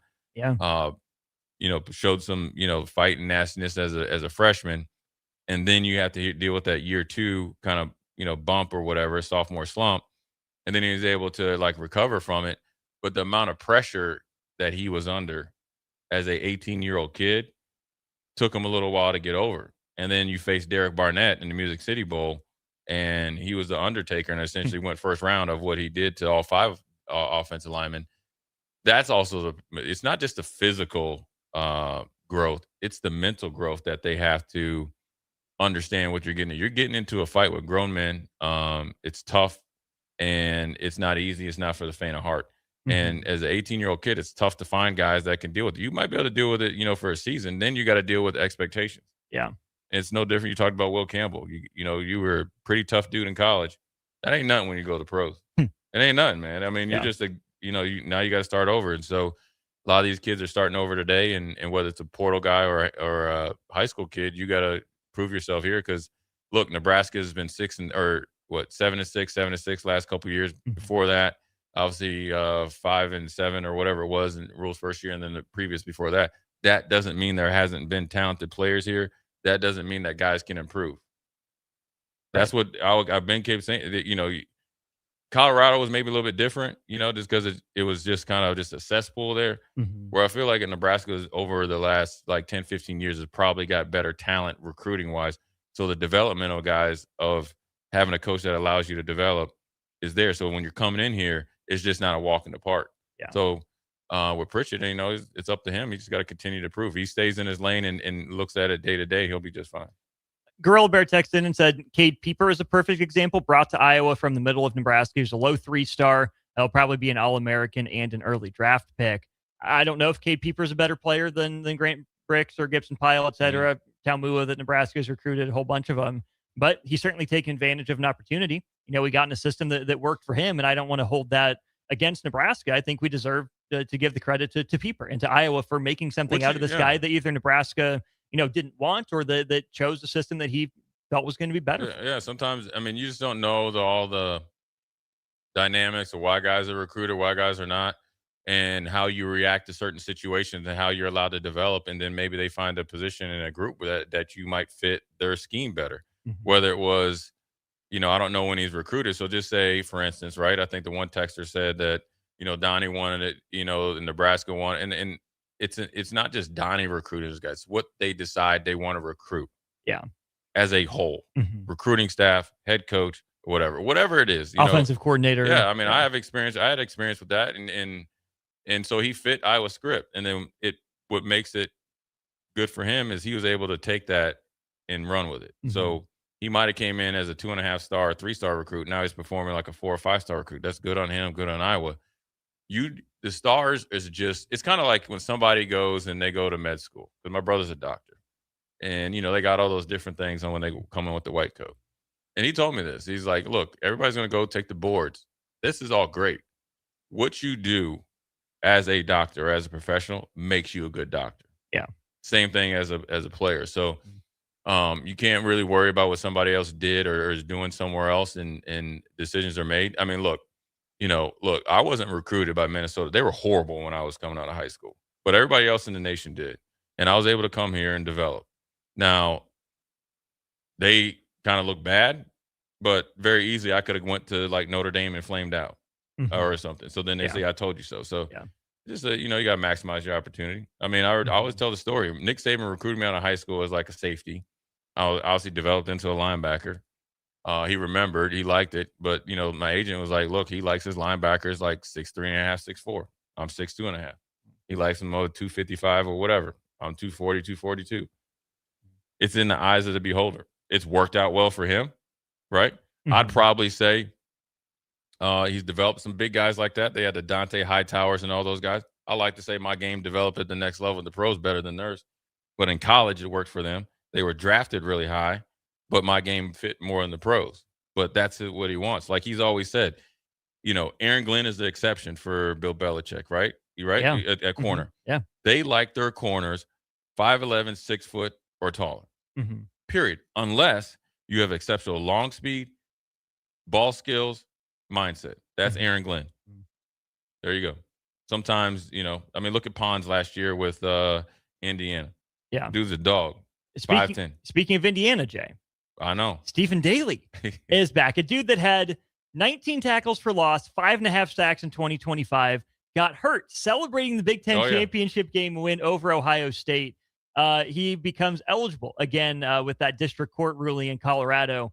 What a big addition for the defending national champ. That's essentially you're getting a $1 million player in the portal just showing up at your doorstep. Because every plan that you made moving forward, team wise, is without him in the plans here. And maybe you knew like maybe a month or two ago, but for him, I mean, you're getting a player that knows your system, a productive player. You trust him. You need him, along with the guys that you got out of the portal. They got the Ebenezer, the defensive end from Kansas State. By the way, he actually went to my high school, so I kind of kept it, obviously an eye on him. He's a good player, fits in there. You add him in there, a defensive tackle that are premium positions, allows you to develop faster. Now you're just depth of like you got an all Big Ten player coming back that has something to prove and an opportunity. Yeah. If that doesn't fit like Kirk Cignetti, what doesn't? I mean, so you're seeing it right there for Indiana. And it's just byproduct of the decision that, you're able to get some really good productive players that can come back that aren't on an NFL roster. And it works out well for him. He's probably more healthy now. Like he played all season. It was kind of just a dumb luck thing. And he's not going to be pressure on him to come in and play a whole bunch of snaps. But when you need him money time, there's another guy that they don't trust more. 5 sacks is an interior player, is a lot of production. 19 tackles for loss is a ton of production to go with whatever they're doing. And especially since you lost some good defensive linemen last year, you get this guy back, you're actually, level up versus kind of like maybe having to wait and see what they're doing. I wasn't sure Indiana was going to be able to overcome that loss. Shame on me for Well, for it was that. a big Some team was going to be able to punch a hole in them just when enough. it happened, you thought, oh, the defense that had been playing lights out, he's a big part of it. Now he's done for the college football playoffs. It didn't hurt them one bit. No. Now you get them back. I mean, it's, obviously the work still needs to be done, but man, I mean, that's just imagine that, you're getting that boost at a premium position in the Big Ten when you need defensive linemen. You need bodies. Now you get a big body, productive player that's motivated, and we know he's disciplined. Yeah.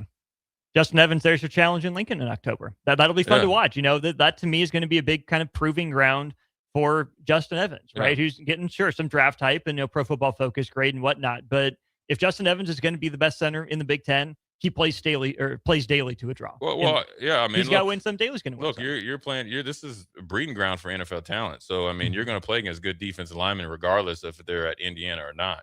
And the same, you're going to, and like Justin Evans is a good player. So Daly knows he's going up against a pretty good dude, and a good offensive line too. So, look, it's sure it's one-on-one. You want to see it, but more importantly, Justin's got to play his game, but the offensive line has to play good against their defensive line. A well-coached, physical, technically sound defense and defensive line is a big challenge. And so the whole 5 or a whole 8, the top 8 or 9 have all got to, you got to play together. But obviously, look, it's a bunch of individual battles, one-on-one matchups in a team environment, a collective mindset that, leads to success.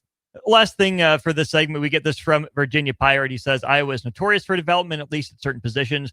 Maybe Nebraska isn't developing. It's not like Nebraska's putting guys in the league regularly. NFL draft picks is one very obvious, typically good sign in terms of what development looks like. I think it's a little overkill to say Nebraska is not developing. People aren't better football players as seniors than they were as freshmen at Nebraska. But at some point, the draft picks do matter. Not because of the draft picks themselves, but because they tend to show up on the field, right? I think guys have gotten better from the time they're freshmen to the time they're seniors at Nebraska. They got to get better, faster. It's got to be longer and more consistent. You're comparing a consistent program that's known for offensive linemen against inconsistencies that we've had over the last 20-some years, right? And Virginia Pirate says they aren't winning either. Well, they've won more games than Nebraska. Yeah, if you go back, I was a winning program, winning enough program. And here's the other part: their guys succeed in the NFL. Right? Yeah, they're a good college program. success They've gets done you what drafted. they need to do. And look, the NFL generally, once you get past the second round, they're going to go where they feel known products are at. So when I was here, offensive linemen were getting chances and drafted because they know exactly what they were going to get. That's what they're getting from Iowa guys. So Nebraska's got to, start to have guys come in here like we talked about, the 5-year plan, 5 for 5, develop, hit, show, productive, then they'll get shots. Along with that, Virginia Pirate, to actually rebuttal that, the reason why a lot of Iowa guys are getting drafted is because they're a winning program. And it's not just wins and losses that he's looking at. They do winning things and have done winning things. They know exactly what they're going to get with the Iowa player, disciplined, tough, knows how to, compete and prepare. That's what they want out of offense. That's what it is, at the next level. Also, success from Iowa guys in the NFL parlays to Iowa guys in college getting drafted. Right. When they see that this guy from this program works as a pro, if they get it, it makes their job easier. Dividends. Yeah, they're not trying to go and reinvent the wheel. They know that, so that's why you have to have guys. It's kind of like the chicken and the egg thing, but you have to start and stop with winning. That's where it starts and stops. Yeah. Sure, you'll have the guy, the outlier that is really good that they'll draft him anyways. But you got to win, and more guys will get shots.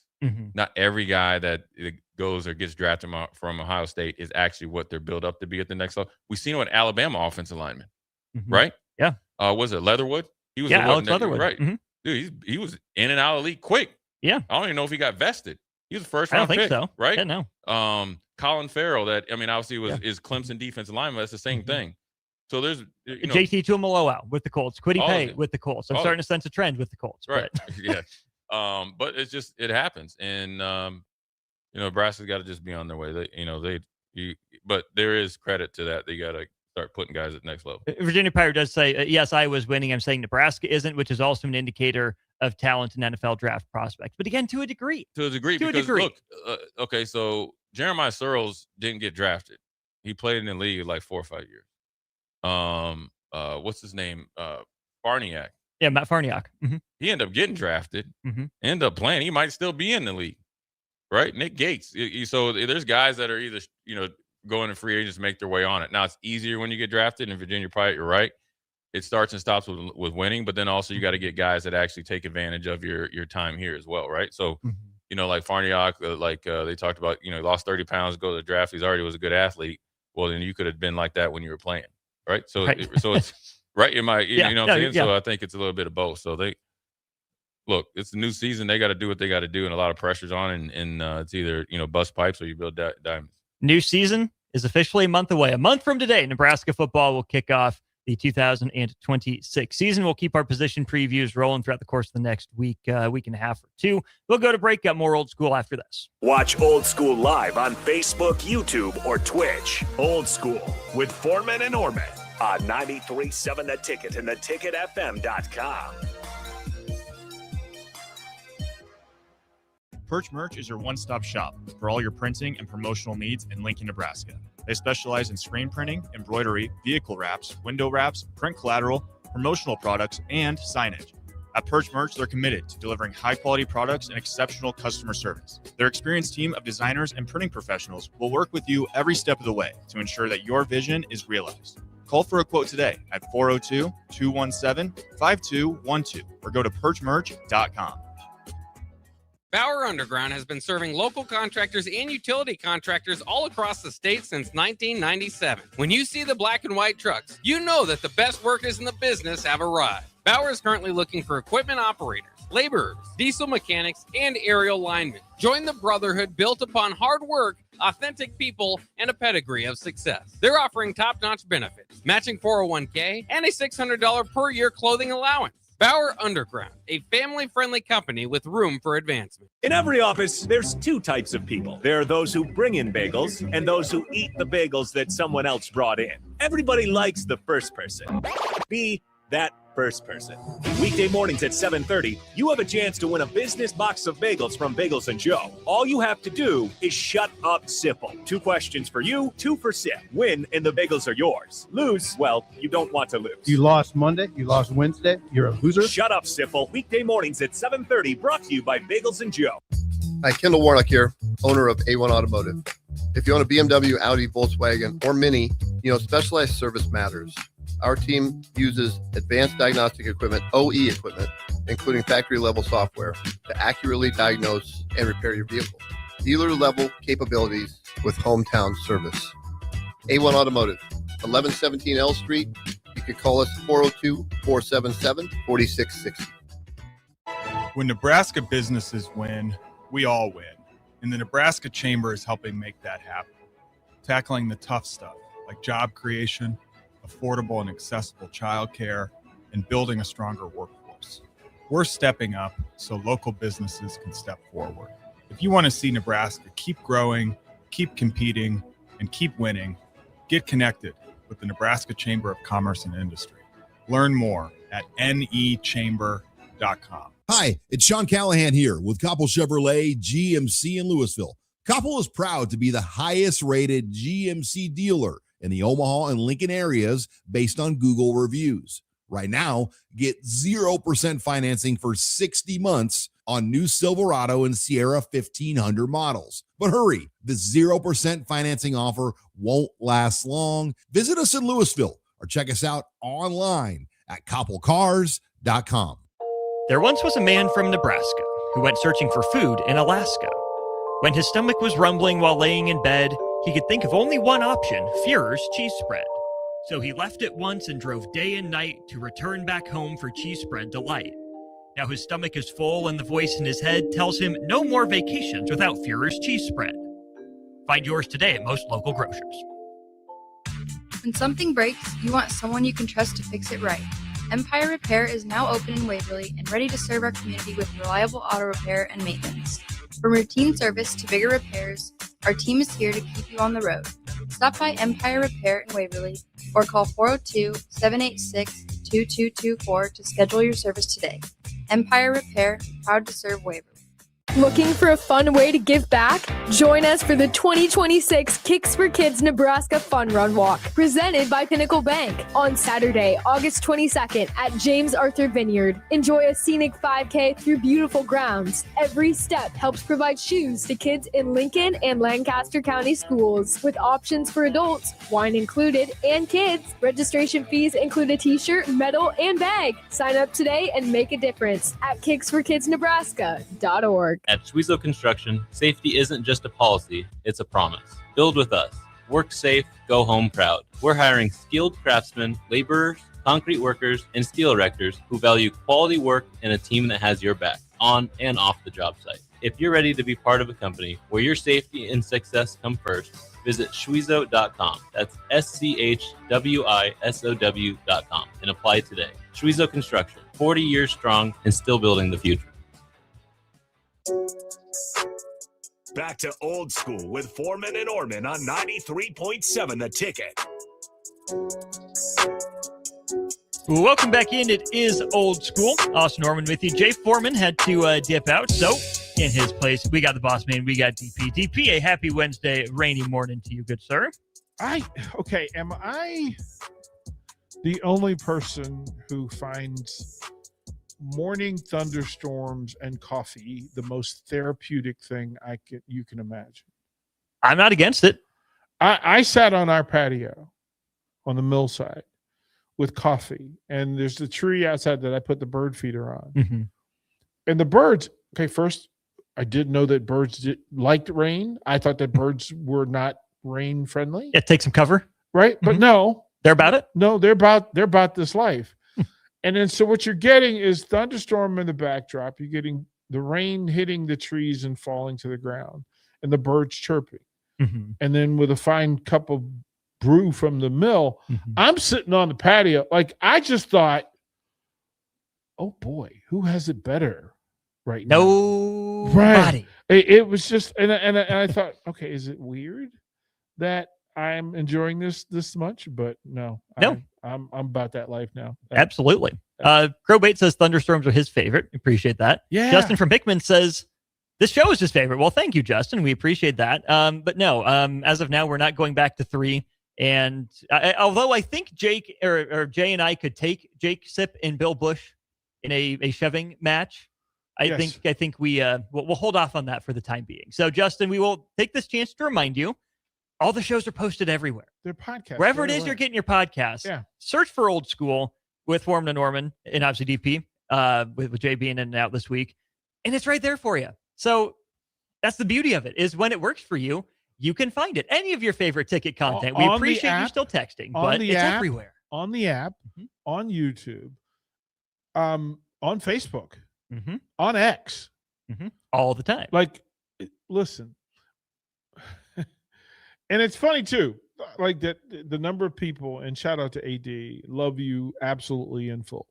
And the people who when he announced that he was going to focus on his own business, and the people were like, "Oh man, I'm going to miss the drive."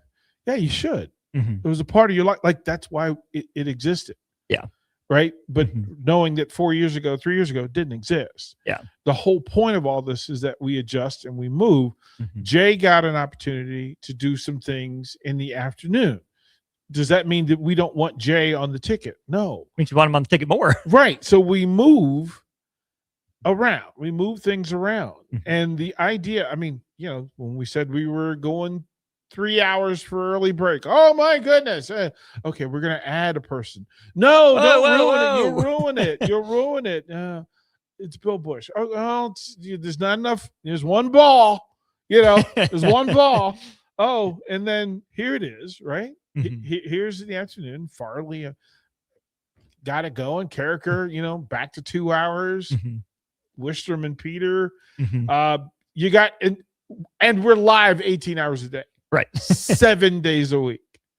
Chris says you can also just listen all day in the app. It's 7:30 to 6 for me. Love it. Thank you, Chris. Thank you. We appreciate you having us dialed up and switching back and forth between your app to your messaging app, right? Don't forget, you can be a part of the conversation. That's why we do this as well. Yes. To talk with the rest of you, 402-464-5685 on our Starter Heyman Jewelers text line. And we got a question from that text line, DP, from Gus Mohawk. When was the last time Nebraska's quarterback room was this deep with all 3 of the top guys having FBS game experience, and even as starters? It probably hasn't happened much at all. But I guess the question I'd flip to you is, what does it mean to have depth in the quarterback room? What does that look like? What does that feel like? The first thing that comes to mind is IQ. Shared IQ. It's the thing that I used in coaching.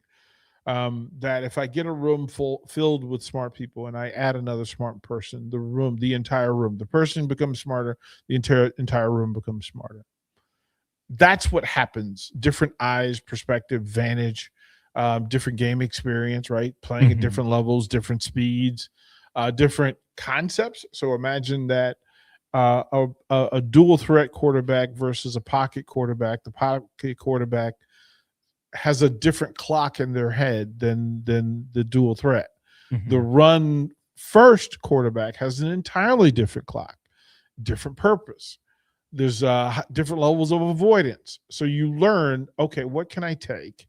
When I watch this route combo, does the clock in my head go off at the same time as QB2, QB3, QB4? And you get to see it every day. So steel sharpens steel, right? We talk, iron sharpens iron. The great Husker teams always had a third guy, quite often went to the third guy and needed the third guy to win a meaningful game to make the season meaningful. Well, that 94 team, Tommy Frazier versus Brooke Behringer, competition back and forth, Frazier in and out of the lineup. And then you go down to Kansas State, Matt Turman, third string quarterback. And then, right? So two of the quarterbacks were in the Virginia system at some point, playing, being quarterbacked, being taught differently. Jay Foreman, I sent Jay Foreman a reel of some Virginia high school quarterbacks. He goes, man, that Virginia high school football is different. It's different. Why? High IQ football. High IQ football, the breakdown, the prep, drills, mechanics, all those things are pushed differently in different pockets of the country. Now you get two quarterbacks who have been other places, faced the ACC, faced the Mountain West, and now you get them back in the space. Their conversations are different. That Daniel Kalin can bring different insight to Calandria that maybe he would miss not being from here. Right? To understand, well, why is this the thing? Kalen's in such an interesting position, having been at Nebraska. Now, I think that was the Satterfield tenure, not the Holgorsen tenure, but knowing how Matt Rule operates a little bit from a year and change in the system, then going out to Virginia. So having both perspectives to provide as a guy that I'm sure views himself, in a competition for that role as he should. That's such an interesting, pair of perspectives for him to bring to that room. Well, it also changes the way they deal with each other. If we said 3 years ago, 4 years ago, Daniel Kalin or Calandria, Nebraska folks would have gone immediately in full volume for Daniel Kalin for a variety of reasons, justifiable and verifiable. But now we have more information, more data points. We have, I was asked this question last week, whether Calandria would have played at the level, if Kalin would play at the level that Calandria did at UNLV versus the Mountain West Conference. And what we know versus what we think we know. Same things apply. Under Dana's offense, who's going to have the most success? Who's projected? What do you think? Do we think we know what Dana, what Holgorsen expects his quarterback play to look like week one? Do we think we have enough, like run to throw, outer third, deep third throws, middle throws, play action passes, under center? Do we know? We haven't heard from Dana Holgorsen. I don't think over the offseason and not yet in camp. We'll hear from Matt Rule coming up on Saturday. But this is where, DP, some comments from Matt Rule over the course of the last 3 years have been catching my eye again this week about how, well, we just had to make it work. It wasn't exactly what we wanted on offense, so we were piecing it together. And Dana Holgorsen last year, it was different, right? With Dylan going down was exactly what he wanted, but now it seems to be more of what Dana Holgorsen wants. He's going to be able to call plays without a conscience. And so Matt Rule seems to be saying that Anthony Calandria, presumptively maybe TJ Lateef, Daniel Kalin, whoever it is that ends up starting, again, presumptively Calandria, is more of what Dana Holgorsen wants to do. So let's see that bear fruit. If this is the type of quarterback, if this is the style that you want to play and it's finally clicking into place, it's finally meshing, it's finally what you want, that puts some more expectation on the season that, okay, you have it your way, now go deliver. Why wasn't it your way last year? You had the whistle, you had the keys to the office, you had the keys to the offense. Why wasn't it? Why weren't we told a year ago that this wasn't what was wanted or preferred? Why wasn't that said? Wait a minute. At some point, stop blowing smoke up my pant leg and tell me the truth so I can leave you alone. What most fans have issue with is not being told, hey, ideally, this isn't what we would do or who we would use, because they were too busy selling you that was exactly what you should have been doing and who should have been doing it. And some of that's just company line. Some of that's playing the game, the politics, but also why? You're the offensive coordinator. But you're why? the head coach. You have a program that you can mold in your vision, so go do it. Aren't Nebraska fans smart enough to accept the truth? I would like to think so. Right? I mean, honest talk, and I'll probably get emails over this, but that's fine. Aren't Nebraska fans, to everybody listening today, if you had to, because they were told for 2 years plus, as a matter of fact, that you had a Heisman Trophy candidate, this was a program-changing quarterback. So much so that you considered and recruited his younger brother, and you had conversations about whether the people around him were of the level. Mm-hmm. And you changed coordinators, and you changed group coaches, and the simple truth would have worked all along. Mm-hmm. I aspire to a day. You know, this is the thing. When I go into coaching conventions and speak, the first thing that I ask everybody in the room, the first thing I open the door with is, do I have your permission to tell you the truth? That sets the tone for any conversation that happens after that, right? Because once we agree that we're only going to talk truth, the GPS will tell you, hey, man, it seems like you on some BS right now. It seems we've strayed from the truth. But then I would ask this thing. Now that we've agreed to tell the truth, can we move forward with truth? And there are people that don't, the whole third thing. Yeah. There's a third of the people that don't want to know the coach is trash. There are a third of the people that don't know. There are a third of people who believe this coach is going to win a national title. And there's a third of the people that fall somewhere in the middle and move with the needle. We know that. I'm fine with that. But what third gets the lead? What third of the fan base gets the lead? Is it the third that wants the listen, don't coach speak me. Listen, don't give me the company line. Give me the truth. Mm-hmm. And the difference in that is why the conversations around Nebraska football are so muddled and so divided. A third of the fan base thinks this team's going to win 9 games. A third believes they're going to lose 9 games. And then a third sits somewhere in the middle going, quite frankly, I don't know, and I don't know what to expect. And to be fair, I think this is a conversation that extends beyond the quarterback position. Where obviously the quarterback's going to be the driving force for a lot of that.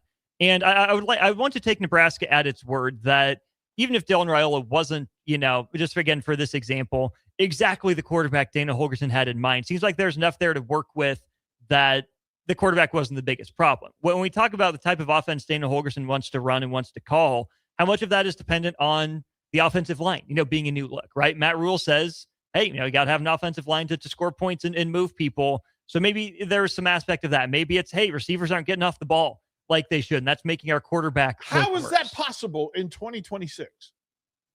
If it's my offense, it's my professional and personal responsibility to be able to coach and teach everything that my offense requires. And it doesn't matter who the quarterback is. It doesn't matter who the players are. At least I know to get them to do the thing that my system requires. Mm-hmm. And I have all year for 4 years to do this. The only other pushback I would have is that I don't know how active Dana Holgorsen has been in recruiting off campus. If he's, I don't know what his role is in recruiting conversations. Again, should it matter? Not a whole bunch. I'm a high school coach at heart. Mm-hmm. Never once have I gotten to pick who the 5 kids who show up on tryout day to play quarterback. Never once have I gotten to pick who that was. You know what? Do I get to scrounge the other neighborhoods? Do I get to go pick the pocket of other schools? No. I get 5 kids that live in the neighborhood, and if my system is my system, I should be the master of my system, no matter who plays for me, who shows up. And if I can't teach it, I probably shouldn't run it. I probably shouldn't run it and can't run it. So it's a wonderful excuse. That's what I'm saying. Yes. It's a wonderful excuse. But as an athlete, I always wanted to be coached by somebody that knew everything that needed to be taught. Otherwise, you can't lead me. You can't lead me if you don't have the answers. When I come to the sideline and go, and hey, coach, this is what I see. This is what they're doing. Like, I can't get off the ball because of this. What can we do? Okay, well, I can put you in motion. I can shift you up. I can put you in different places. I can run you off picks. I can run you off screens. I can run second-level routes, but that means if you need more time to get off line of scrimmage, I need to keep one blocker out of the route combination so that our quarterback doesn't end up with it looking out his ear hole. But there's always an answer. Yeah. There's always an answer. It becomes so painful to listen to the dancing without music. Why would you just not tell me the truth? Just say, you know what? I got to get better. I got to get better at teaching receivers how to get off the line. I got to get better over my quarterback second read. How do I do that? Right? Because once I identify the problem, now I get to the solution pretty quickly. If I'm being honest about what the problem is. Well, that's just the thing. It comes down to teach better or recruit better, doesn't it? Always. You know? Yeah, it's those two things. Teach better, recruit better. Quite frankly, you can go through and say it's nice to have elite athletes. It's also really nice to have smart kids. And they're not mutually exclusive, by the way. 100%. So you get the best of what you can get. And then once you know what you have, then you coach and develop to what you need. But it's not always you standing in front of a microphone saying, no, we've got our guy. And then year 2, we got our guy. And then year 3, that 1 and 2, that wasn't our guy. Here's our guy. Here's our guy, right? Hey, believe me now, like I was just playing in year 1 and 2. Well, I had to say that, right? I had to say, no, you didn't. You're a grown man paid well. Tell me the truth. Tell me the truth. Look, say, I need to get better because we don't have a gunslinger quarterback or we don't have a game-breaking runner. There are offenses throughout the history of the NFL that didn't have, and college football, that didn't have explosive runners. But you know what they did? They grinded you. They grinded you. 4 yards in a cloud of dust wasn't just made up. The wishbone, wing T, all of those things were just, quite frankly, we didn't have burners. We didn't have burners. What we did is we had guys that could, high IQ, that could get to the line of scrimmage on time. They secured the ball. They had a forward lean. We got positive yardage on 2 of the 3 offensive carries, and that was enough for us to keep the football. Simple deal. Otherwise, you're just blowing smoke, man. Yeah. We'll help you beat the lunch rush with some trivia for $30 to Buffalo Wings and Rings when we get back to wrap up hour 2. We'll talk some more at the quarterback position. NFL quarterback tiers. Did not get to that yesterday. Still on the list. We'll do that as we continue Old School. You're listening to Old School with Jay Foreman and Austin Orman. Download the mobile app and listen wherever you are on 93.7 The Ticket and theticketfm.com. Are you ready for a new opportunity? Check out Sandhills Global. Join a dynamic team where your skills are valued and your career can soar. We offer full-time positions with a 4.5-day work week, competitive pay, excellent benefits, and a positive work environment. From IT and marketing to sales and finance, we're looking for talented individuals just like you. Apply today at sandhills.jobs and take the first step towards an exciting future. That's sandhills.jobs. Don't wait, apply now. Bauer Underground has been serving local contractors and utility contractors all across the state since 1997. When you see the black and white trucks, you know that the best workers in the business have arrived. Bauer is currently looking for equipment operators, laborers, diesel mechanics, and aerial linemen. Join the brotherhood built upon hard work, authentic people, and a pedigree of success. They're offering top-notch benefits, matching 401k, and a $600 per year clothing allowance. Bauer Underground, a family-friendly company with room for advancement. Is there anything worse than paying for something that's done half-assed? You buy something, you want it to work, especially when it comes to your internet. When you're trying to stream a movie, work from home, or shop online, half-assed internet doesn't get it done. At Allo Fiber, we don't do anything half-assed. We offer 100% real fiber and real human support that serves the community from the community. So while others may say they have fiber, in the end, there's half-fast fiber, and then there's Allo Fiber. Allo Fiber, internet built for you. In every office, there's two types of people. There are those who bring in bagels and those who eat the bagels that someone else brought in. Everybody likes the first person. Be that first person. Weekday mornings at 7:30, you have a chance to win a business box of bagels from Bagels & Joe. All you have to do is shut up, Sipple. 2 questions for you, 2 for Sip. Win and the bagels are yours. Lose, well, you don't want to lose. You lost Monday, you lost Wednesday, you're a loser. Shut up, Sipple. Weekday mornings at 7:30, brought to you by Bagels & Joe.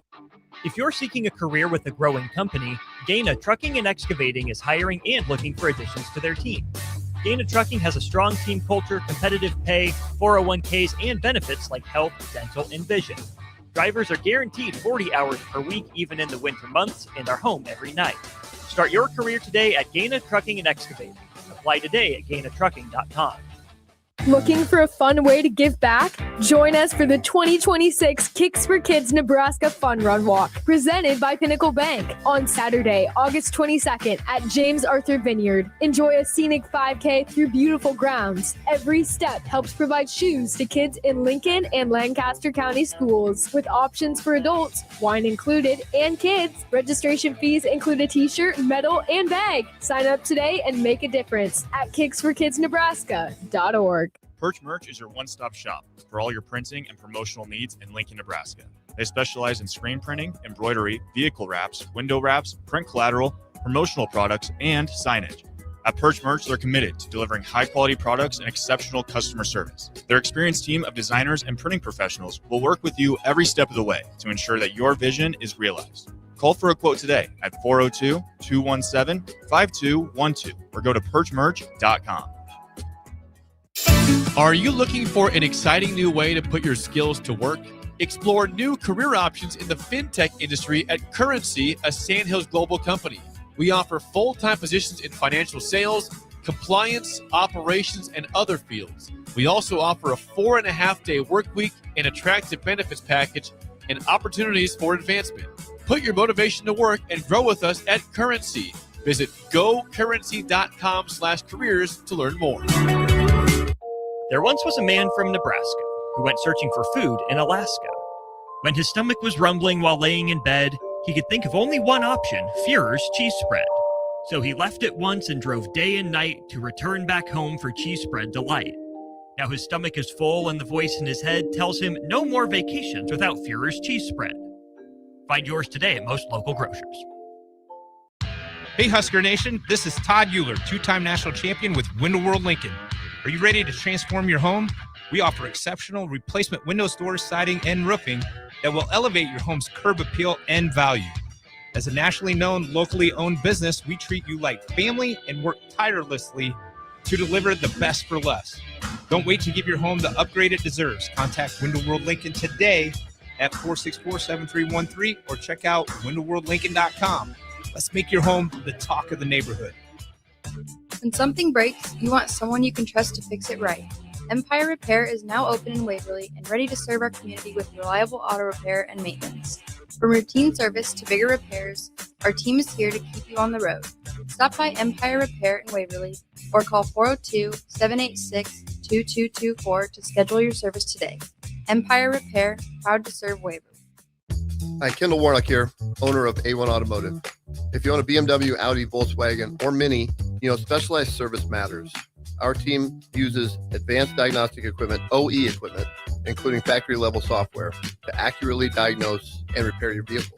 Dealer-level capabilities with hometown service. A1 Automotive, 1117 L Street. You can call us 402-477-4660.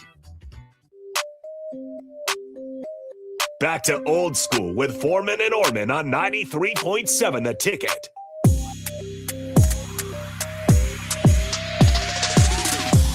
Welcome back in as we put a bow on hour 2 of Old School. Austin Orman, DP, with you for about another 65 minutes or so. Big thanks to our friends at Buffalo Wings and Rings, 2 Lincoln locations helping you beat the lunch rush. Got some trivia for you here today. 2-part question. You have to get both parts of this question correct to win the $30 to Buffalo Wings and Rings. And here's the thing. I'm a stickler for spelling. If you spell it wrong, it doesn't count. First person with the correctly spelled answer in both parts to this question will end up with the $30 to Buffalo Wings and Rings. Okay, so Are we having spelling class on Old School? That's where the school part comes in. We are now. We are now. So on this day, in 2012, Usain Bolt wins gold in the 100 meters at the London Olympics. He broke his own Olympic record that he set in 2008, but that was not his fastest career 100-meter dash time. In what city did Usain Bolt run his fastest career 100-meter dash, and what was that time? In what city did Usain Bolt run his fastest 100-meter dash, and in what time did he run it? Let us know. First person in with the correct answer, 402-464-5685, will win those $30 to Buffalo Wings and Rings. And DP, we can talk about this more as we get into the next hour of the show, but Lane sends in a text. I think a lot of Husker fans are frustrated with rules messaging, and I'm sure that can, go from other position coaches, coordinators, and program wide, which I think led to part of the concerted effort, it seemed, by Nebraska to have a little bit of a quieter off season. But I think that so many coaches, Matt Rule's certainly not alone in it, are so busy playing politics. And I want to believe it's, for the right reasons in terms of, this is our guy. Dylan is our guy. He's our starting quarterback. We love him. We want him. We think we can, make it, not just think we can make it work with him, but we think he has special skills that we can unlock. But if everyone's your guy, sometimes your actions speak louder than your words. And for you to say what you've said as a football program over the offseason and to go a completely different direction, there's being flexible and there's floating in the wind. And I'm not sure which one Nebraska's doing right now. Can I ask, what coach in America, power forward, has time for politics? Some would argue it's part of the job. I'm not sure I agree with that. No. You know, take all the time you spend dancing around truth and give me more work. More film study, more development, otherwise. Mm-hmm. Hey, gang, here's what it is. Again, lead the conference. Lead your press conference with, do I have your permission to tell you all the truth? If you don't want it, bounce. But I'm only giving you truth today. Mm-hmm. That's simple. As a coach, as a high school coach, I had 60 kids and 60 set of parents. You think I had time to politic with these parents? Shouldn't. I didn't have 10 assistant coaches and 22 assistants, coordinators, drill coordinators, nutritionists, a whole training staff by position. I didn't have all that. I had time to just do enough. I don't have time. Listen, mom and dad, I spoke, and shout out to the folks from the Lincoln Sunrise Optimist. Breakfast with them this morning. And it's a real thing, right? Just to say, there are a million coaches on the internet and at home on TV that know football well enough to coach it. That number dwindles incredibly by the number of people who are willing to go out there and do it. I don't have time for armchair quarterbacks. They don't have time for us. They don't care. I'm just saying it as a fan and as a former coach. No time for politics. Get back to work. And listen, if I got time to politic, I better have a shiny trophy on my desk. I better be the best. I better be Indiana. And I guarantee you that Cignetti doesn't have time for politics because he's too busy working hard to win another one. Mm-hmm. That's just what I would think. We got the answer to the trivia question as well. The winner is not Haddo, who said Usain Bolt ran his fastest time in Lincoln, Nebraska in 13 seconds. That's not bad, Haddo, but you got some work to do to shave down to Usain Bolt's time. 94.56 is the winner. 9.58 seconds, 2009 World Championships, Berlin, Germany. Yeah, I remember the story that they said that this grown human being in a stretch of 30 yards, 30 meters, hit 27 miles per hour. It's crazy. It's crazy. 27 miles per hour. That's not human. That's alien. We kept saying he's not one of us. We meant that. Indeed. All right. 402-464-5685. We'll keep the conversation rolling out. Hour 3 of Old School straight ahead. We'll keep talking some more Nebraska football as they're 1 month away from the season opener against Ohio. We'll be back to talk a little bit about that and some NFL football quarterback tiers and more. We're moving on to hour 3. Watch Old School live on Facebook, YouTube, or Twitch. Old School with Foreman and Orman on 93.7 The Ticket and theticketfm.com. This is Lincoln's home for sports talk on the FM dial. Also online at theticketfm.com. On the internet. KNTK FM Firth, 93.7 The Ticket. Perch Merch is your one-stop shop for all your printing and promotional needs in Lincoln, Nebraska. They specialize in screen printing, embroidery, vehicle wraps, window wraps, print collateral, promotional products, and signage. At Perch Merch, they're committed to delivering high-quality products and exceptional customer service. Their experienced team of designers and printing professionals will work with you every step of the way to ensure that your vision is realized. Call for a quote today at 402-217-5212 or go to perchmerch.com. There once was a man from Nebraska who went searching for food in Alaska. When his stomach was rumbling while laying in bed, he could think of only one option, Führer's cheese spread. So he left it once and drove day and night to return back home for cheese spread delight. Now his stomach is full and the voice in his head tells him no more vacations without Führer's cheese spread. Find yours today at most local grocers. Is there anything worse than paying for something that's done half-assed? You buy something, you want it to work, especially when it comes to your internet. When you're trying to stream a movie, work from home, or shop online, half-assed internet doesn't get it done. At Allo Fiber, we don't do anything half-assed. We offer 100% real fiber and real human support that serves the community from the community. So while others may say they have fiber, in the end, there's half-fast fiber, and then there's Allo Fiber. Allo Fiber, internet built for you. Are you looking for an exciting new way to put your skills to work? Explore new career options in the fintech industry at Currency, a Sandhills Global company. We offer full-time positions in financial sales, compliance, operations, and other fields. We also offer a 4.5-day work week, an attractive benefits package, and opportunities for advancement. Put your motivation to work and grow with us at Currency. Visit gocurrency.com/careers to learn more.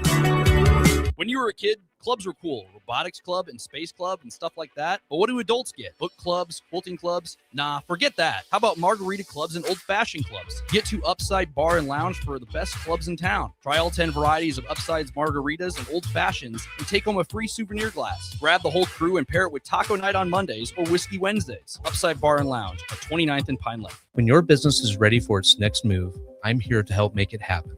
I'm Corey Vandeweghe, Commercial Loan Officer at Midwest Bank on 70th and Pioneers Boulevard. Lincoln is full of bold ideas and hardworking business owners, and I'm proud to support the people driving that progress. Whether you're launching something new or investing in growth, I'll work with you to find lending solutions that move your business forward.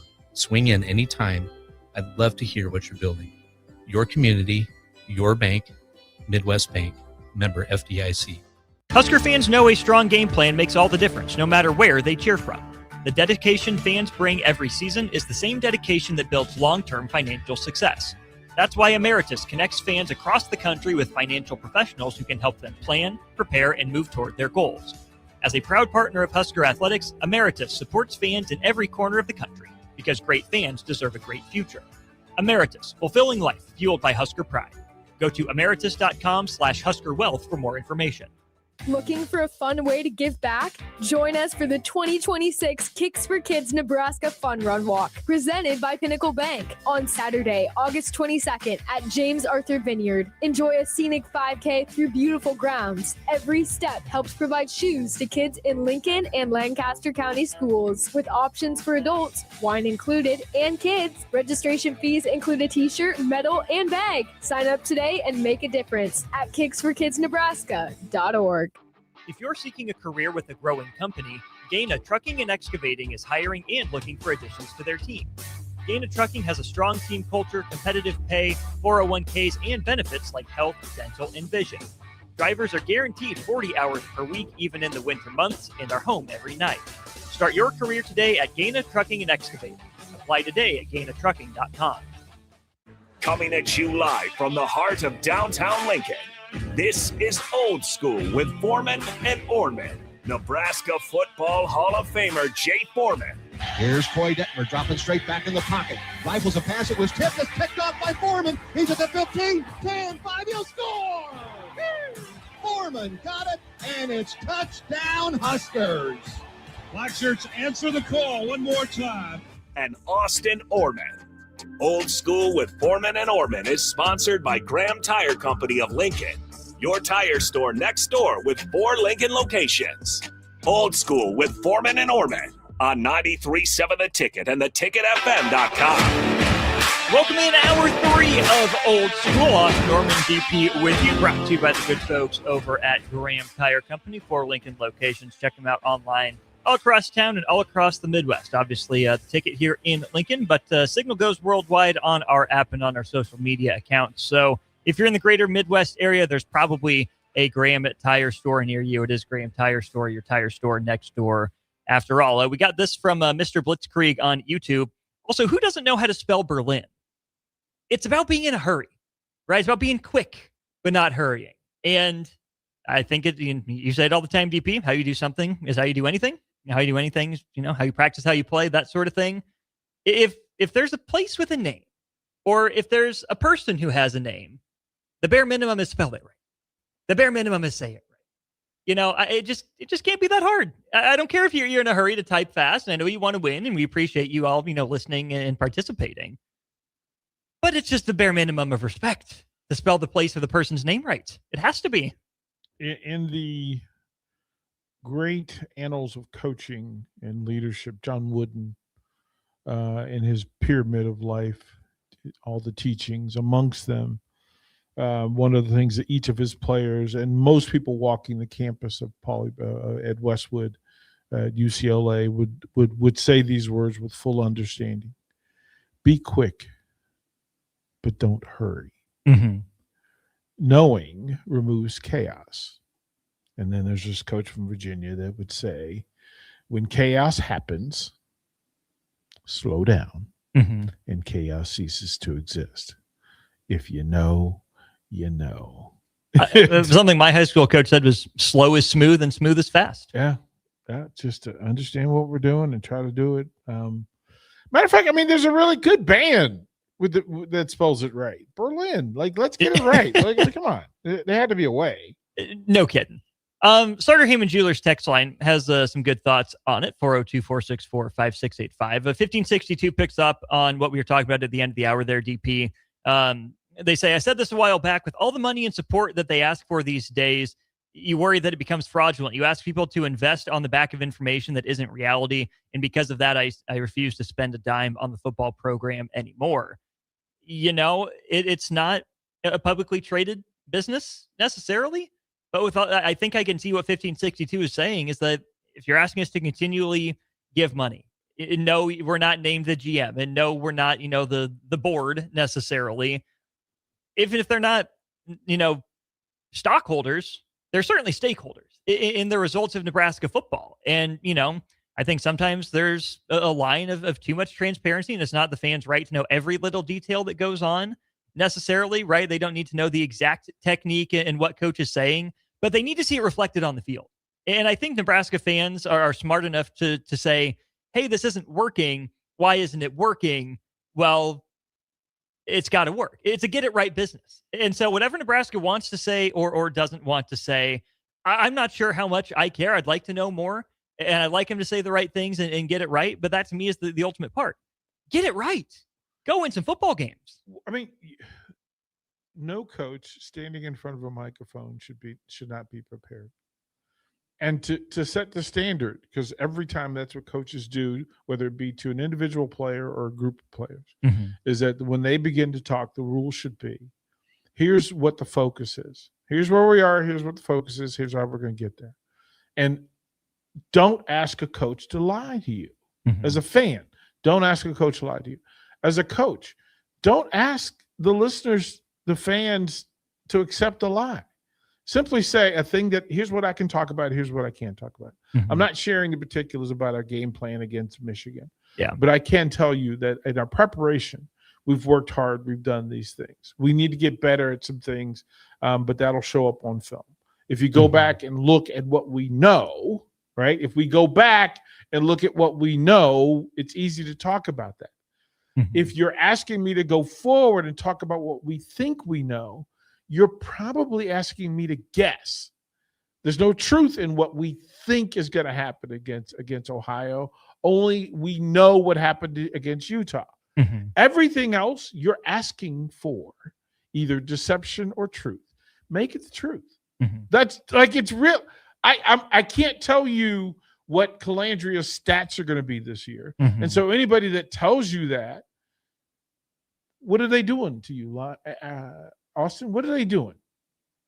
Not good business necessarily. Not good business. If they can tell you, if you're telling me that this quarterback room is better than it was a year ago, do I want to believe you? Yes. What does the evidence say? Well, to this point, we have none. And so we don't have any. Let me say this again, just as loud and clear as I can say it. We want Matt Rule to be right. We want Dana Holgorsen to be right. We want them to get it right. We want them to be correct. But we're not going to give you credit for something you haven't done.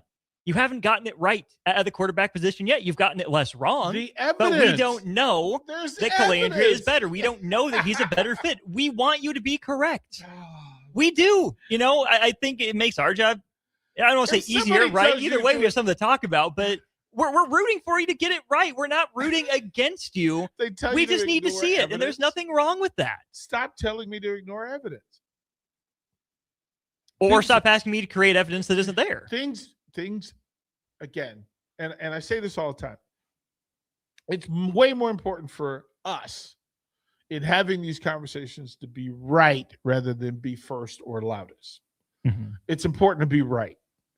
And if you speak about what you know, what you actually experienced, what you actually saw, that's a much easier and a more honest conversation than projecting forward with evidence that doesn't exist. We don't know. You can tell me the evidence says that Calandria was the best football player, certainly the best quarterback in the Mountain West Conference a year ago, right? You can tell me that. Okay, that there's evidence. Is there evidence about Mountain West MVPs coming to the Big Ten and how they did? Yes, there's evidence. We have actual proof. Some of it's good, some of it's not good. Okay. So which bucket is he going to fit in? We don't know. A couple things from Huskers P, and my dad picks up on this as well. DP, we were told Jeff Sims was an NFL quarterback. Who? By whom? By who? I'm looking down the street, DP. Yeah, but who? There's some folks who work at a station in the same location we're currently in who said, be careful. Be careful giving credit to this. Be careful. Right? Because the evidence existed that in certain moments, there were certain things that would happen.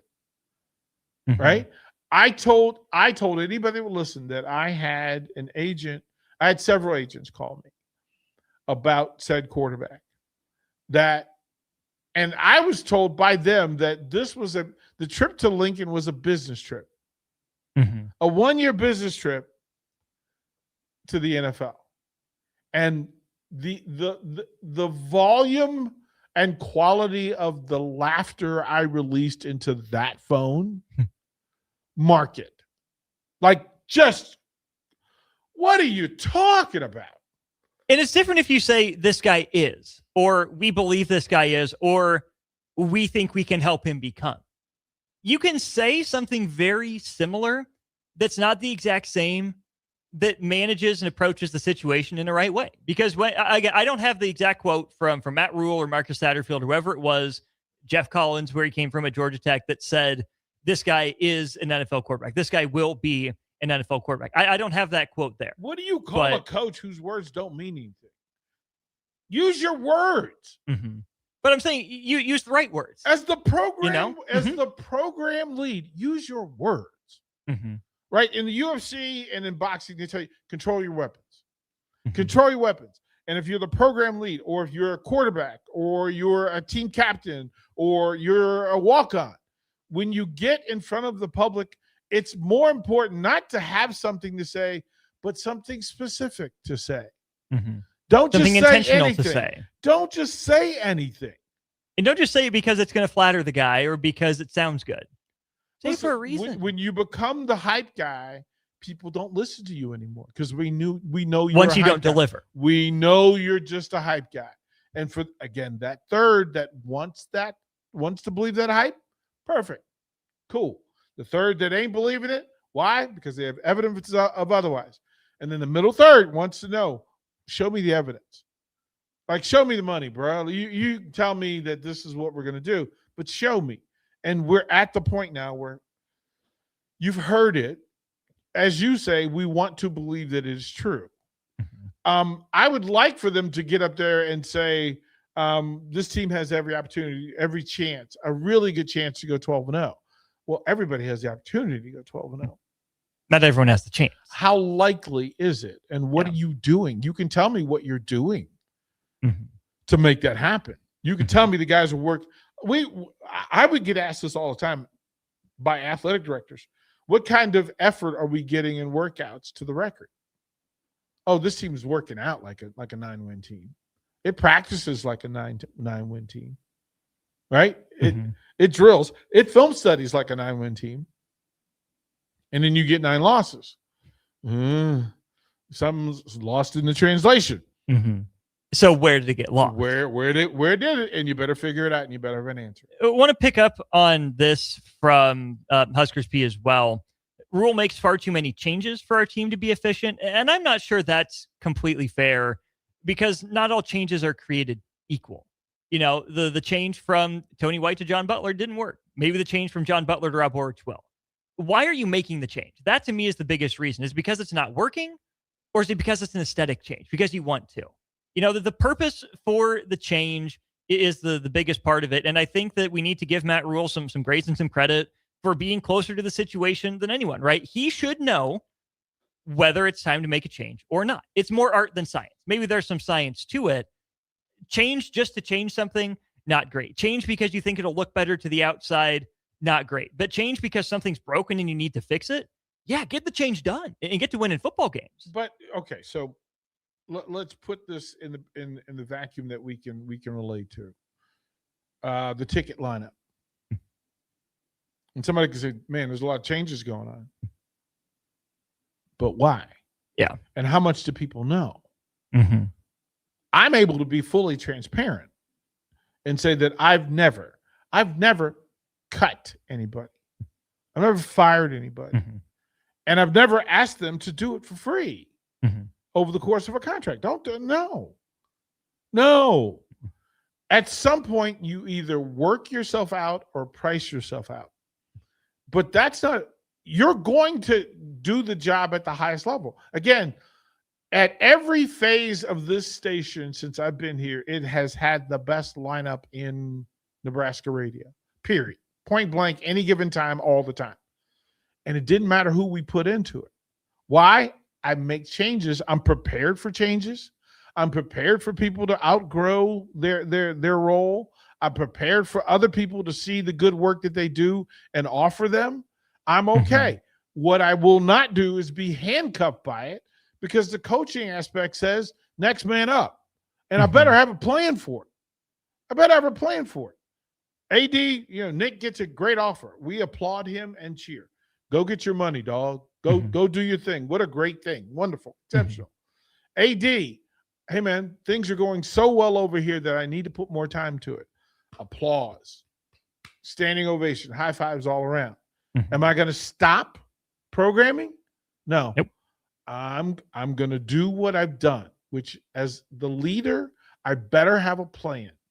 And I better have prepared some people to take over when the call comes, and that's what happens. Lane sends a text that I thought would have come from our guy Dan down at Canopy, but I'm glad someone else picked up on it as well. It says, look at Fred Hoiberg. He was brutally honest and he was accountable when he was struggling at the start. And I think that honesty helped him figure it out. Honesty in one area leads to honesty in another area, right? Being honest with himself, being honest with his athletic director, being honest with his assistant coaches, with his players. Guess what? He had nothing to hide because guess what? It was all out on the table. It was already there. Fans could see what wasn't working for Nebraska. Fred Hoiberg acknowledged it and said, you know what? Things have to be different. He didn't just change just because. He changed because he had to. And then maybe the next most important part is he was successful at it. He found a way to make it work. You know, it's not just like he changed and Nebraska's gotten the same results. You give Fred Hoiberg a lot of credit for, I mean, doing I would say bare minimum, the baseline thing of acknowledge the reality in front of you and do what's got to be done. Don't do more than you have to. Don't do less than you have to. Just do what the situation calls for. Be realistic about where you're at. There's a texter that there was a streak that whenever they texted, they asked about VJ, which has its own vacuum thing, right? That why would you tell me why? Yeah. But ask the question, what about VJ? And I scrolled and it says there are several other texts. Is VJ done with radio? Is VJ done with radio? I did not fire VJ. If you heard otherwise, it was a lie. I offered VJ a contract with X number of dollars for the contract. He said he would rather sell his cars and do his thing. He's doing well. His car business is doing exceptionally well. And he always said, the time I spend doing radio is money away from making car money, which is substantially more. Okay. But as I said, if I asked you to work 10 or 15 hours a week, I'm paying you volume. High numbers, especially in this state. I pay pretty well, especially for part-time work. But if those numbers aren't good enough for people, they make the decision to not return. I honored the contract. I didn't end the contract and go, okay, this contract's no good anymore. Every year for paid consultants, the people who are not full-time employees, they have to be renewed every year. And that conversation every year, in most cases, if we're talking about athletes or celebrities, they think the value went up. They think they deserve more, as they should. As the person that has to pay the bills and keep the contract going and keep the lights on and pay the mortgage on the space, I have a budget. It would be irresponsible for me to price myself out. Yeah. Not going to do it. Not happening. And if you don't want, if there's anybody here, and I say it all the time, if they do not want to do the work required for the amount of money that the job pays, somebody does. Those are my people. They are here. Here's my thing. I say this in full. I've never fired anybody. The rules are the rules. The standard is the standard. There are people that don't like to say the truth. But here's the truth. Work at the standard of what's set here at the ticket for good money. For good money. If you're willing to do that and you show up here at work like you like it, you have a place for as long as you want to do this. Austin, is all of that verifiable? Is there evidence? I'm still here, aren't I? There it is. There it is, bro. There it is. Husker Speed, changes aren't bad. Many on the ticket since I started listening, but the content has remained stellar. Rules changes have not seemingly improved our team, in my opinion, of course. But again, where's the evidence, right? Another offseason of change and another, 12 games are coming up in just a month from today. Fred Not Hoiberg, the hole in my 93.7, the ticket heart, is the loss of Sunday morning pancakes, DP. That is the text of the day. That is spectacular. That is like on the Mount Rushmore of student athlete shows at the very apex, at the very top. And those are the Pioneer folks. Yeah. The Brant Banks and Nuri, and shout out both of them playing professionally. Yeah. Matter of fact, I got Nuri on the feed. He's playing international football and doing very well. Of course, Banks at training camp for the Packers. But yeah, the Sunday morning pancakes. Oh, it was so good. It was so good. But it leads to, that's how you lead to getting Nick Hames and Kenzie Knuckles. This is how you get Sam Hoiberg. This is how you get Ridge Lovett. This, like, it's the full process of again, if current talent decided to go and do something bigger, greater for more money, we have built, trained, developed, and have prepared an entire roster of Husker current and former athletes who could fill 18 hours a day. That part. That part. Yeah. And that's the way it'll be going forward. Dane from Canopy has the question on our Starter Heyman Jewelers text line, 6696. We see you as well. We'll keep the Starter Heyman Jewelers text line open for you for the next half an hour of Old School as we roll along on a Wednesday. You're listening to Old School with Jay Foreman and Austin Orman. Download the mobile app and listen wherever you are on 93.7 The Ticket and theticketfm.com. Looking for something different for lunch or dinner in Lincoln? Big 8 is now open at 1226 P Street, serving seafood boils and Asian cuisine. Get your hands messy with fresh, flavorful seafood boils. Hot, bold, and made to share. Or enjoy classic Chinese and Asian dishes, perfect for lunch, dinner, or a night out with friends and family. Big flavors, generous portions, a brand new dining experience. Big 8, now open in Lincoln. When Nebraska businesses win, we all win. And the Nebraska Chamber is helping make that happen. Tackling the tough stuff like job creation, affordable and accessible childcare, and building a stronger workforce. We're stepping up so local businesses can step forward. If you want to see Nebraska keep growing, keep competing, and keep winning, get connected with the Nebraska Chamber of Commerce and Industry.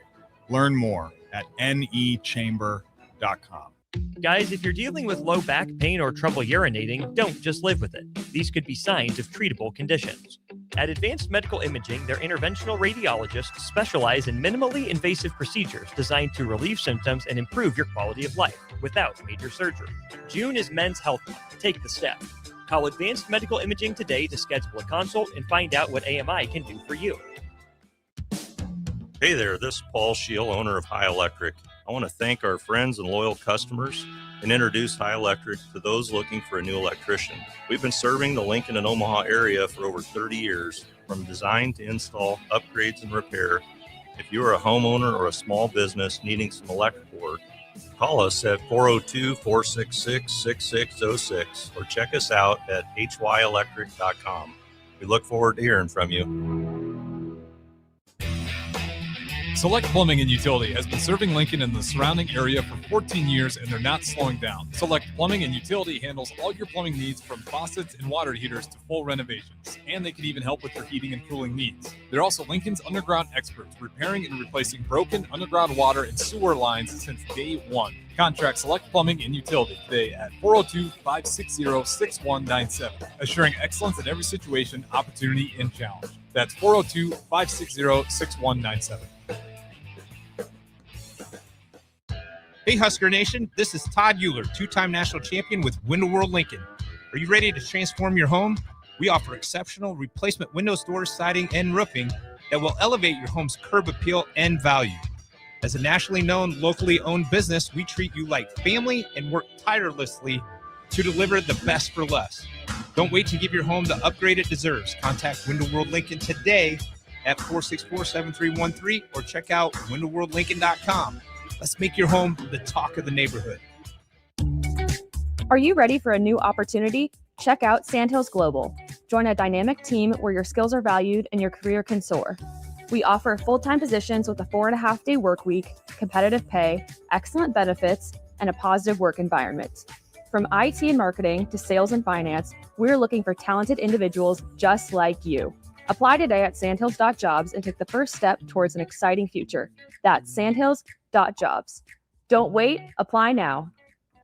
If you're seeking a career with a growing company, Gaina Trucking and Excavating is hiring and looking for additions to their team.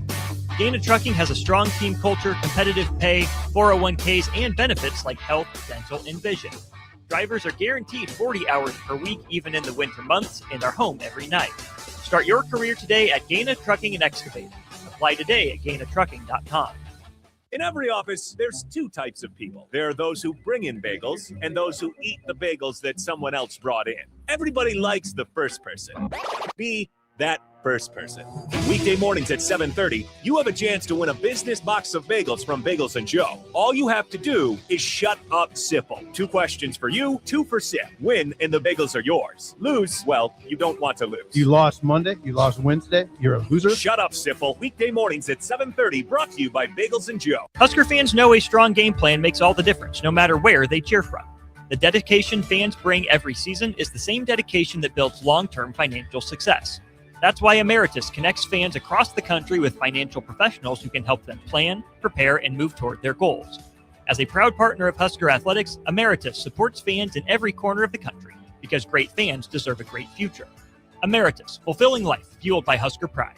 Go to emeritus.com/Husker Wealth for more information. When something breaks, you want someone you can trust to fix it right. Empire Repair is now open in Waverly and ready to serve our community with reliable auto repair and maintenance. From routine service to bigger repairs, our team is here to keep you on the road. Stop by Empire Repair in Waverly or call 402-786-2224 to schedule your service today. Empire Repair, proud to serve Waverly.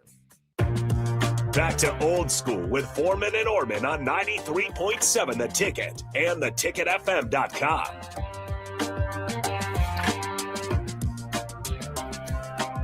Welcome back in. It is Old School, brought to you by Graham Tire Company. Many other great sponsors along for the ride as well, and we thank them. We thank you for listening. Austin Norman, Derek Pearson with you here for another half an hour or so on Old School. 402-464-5685 if you want to be part of the conversation. DP, Dan from Canopy left this very open-ended, and so I'll let you run with it first. He just asks us to discuss turnovers from quarterbacks. Okay. Again, chaos only happens when you don't know the answer to the quiz. You can't panic if you know the answer. Yeah. And then knowing the answer, knowing that nothing is ever asked of a quarterback in a game that has not been asked of them in practice in high repetition. If you see this, then this. Play call, key 1, key 2, adjust. All those things in play. Sack fumbles, some percentage of it happens because you're just an unexpected chaos. Things you can plan, things you can't. A defender being in the wrong place or a tipped ball, nothing you can do about it. Controlling the controllable is putting the ball where it's supposed to be. Throwing through clean windows. You don't control that all the time. You can, but you can't. Most coaches don't pull their hair out with those random, hey, a batted ball, tipped at the line of scrimmage, getting sacked from behind, fumbling the ball. You do want ball security to be your thing, but football. Yeah. You choose the right receiver, but you miss the throw by 6 inches. Hey, we can work on that. It's when you hit a defender in the chest and the numbers with it. When you don't you scramble and you get the ball loose and free. Those are the ones that give you gray hair. It's when you try to throw the 5-yard out to the entire field side, opposite sideline, and you stare down for 3 seconds, doesn't get there, and you know that, hey, that's a long throw, and if I already held on to it for 3 seconds, probably not getting there. Like, the timing. Yeah. There's no new timing. I mean, there is game speed. But if you're throwing through tight windows, then change what you're doing. Change what you're doing. Yeah. Don't give the ball back. Right? And it happens. It's going to happen.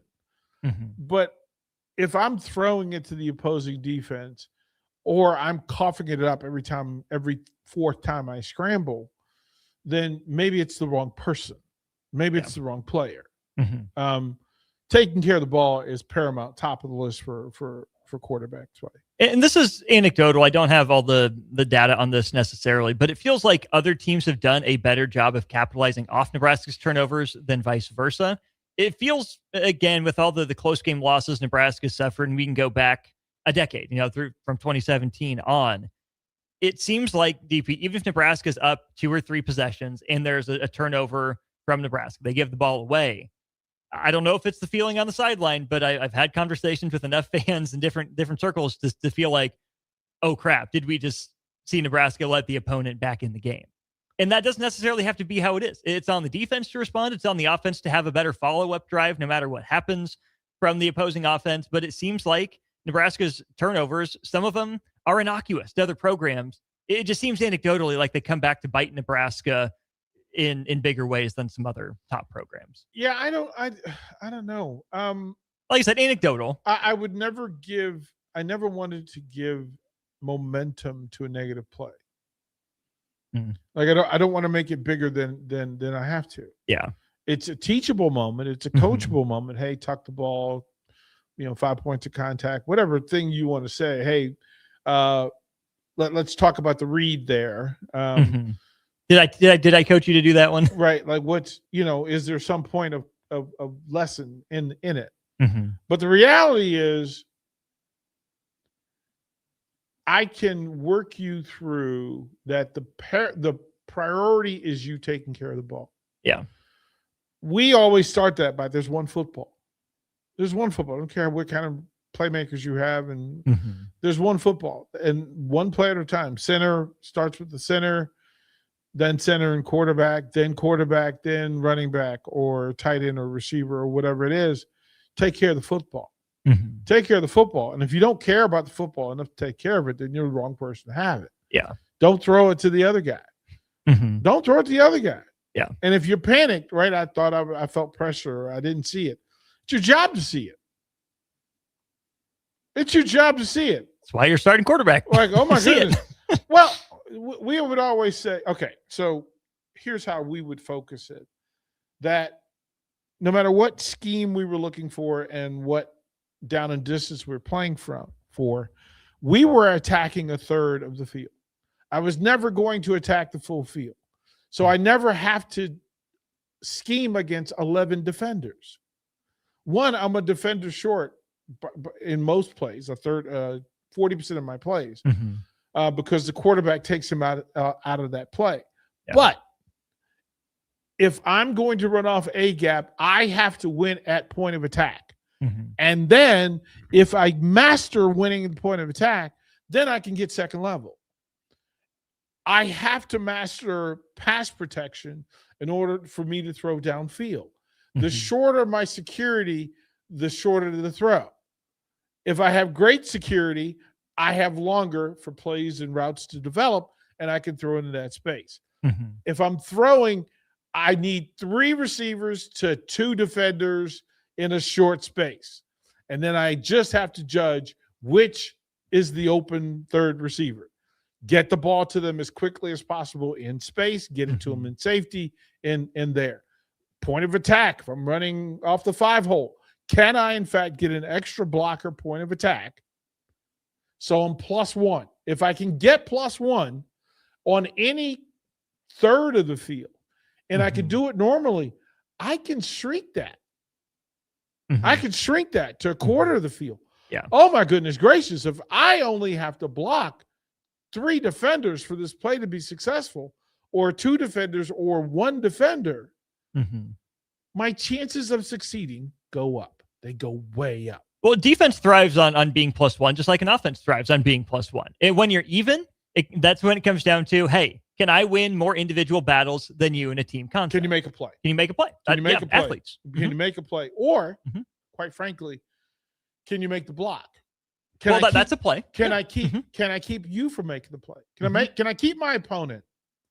Again, if I'm lining up and my hands in the dirt and I'm across from Grant Wistrom, the likelihood that I'm going to move him is minuscule. Can I occupy one of his hands? Yeah. It's hard to tackle with one hand. Can I occupy one half of his body? Can I occupy the lower half? Can I occupy his hands? can I occupy his left hand or his right hand? If the runner's running behind me to our right, can I get a win on Wistrom's left arm so that we can get a +1? Can we be a winner in that case? The one thing I can't do is to have Grant Wistrom go neutral.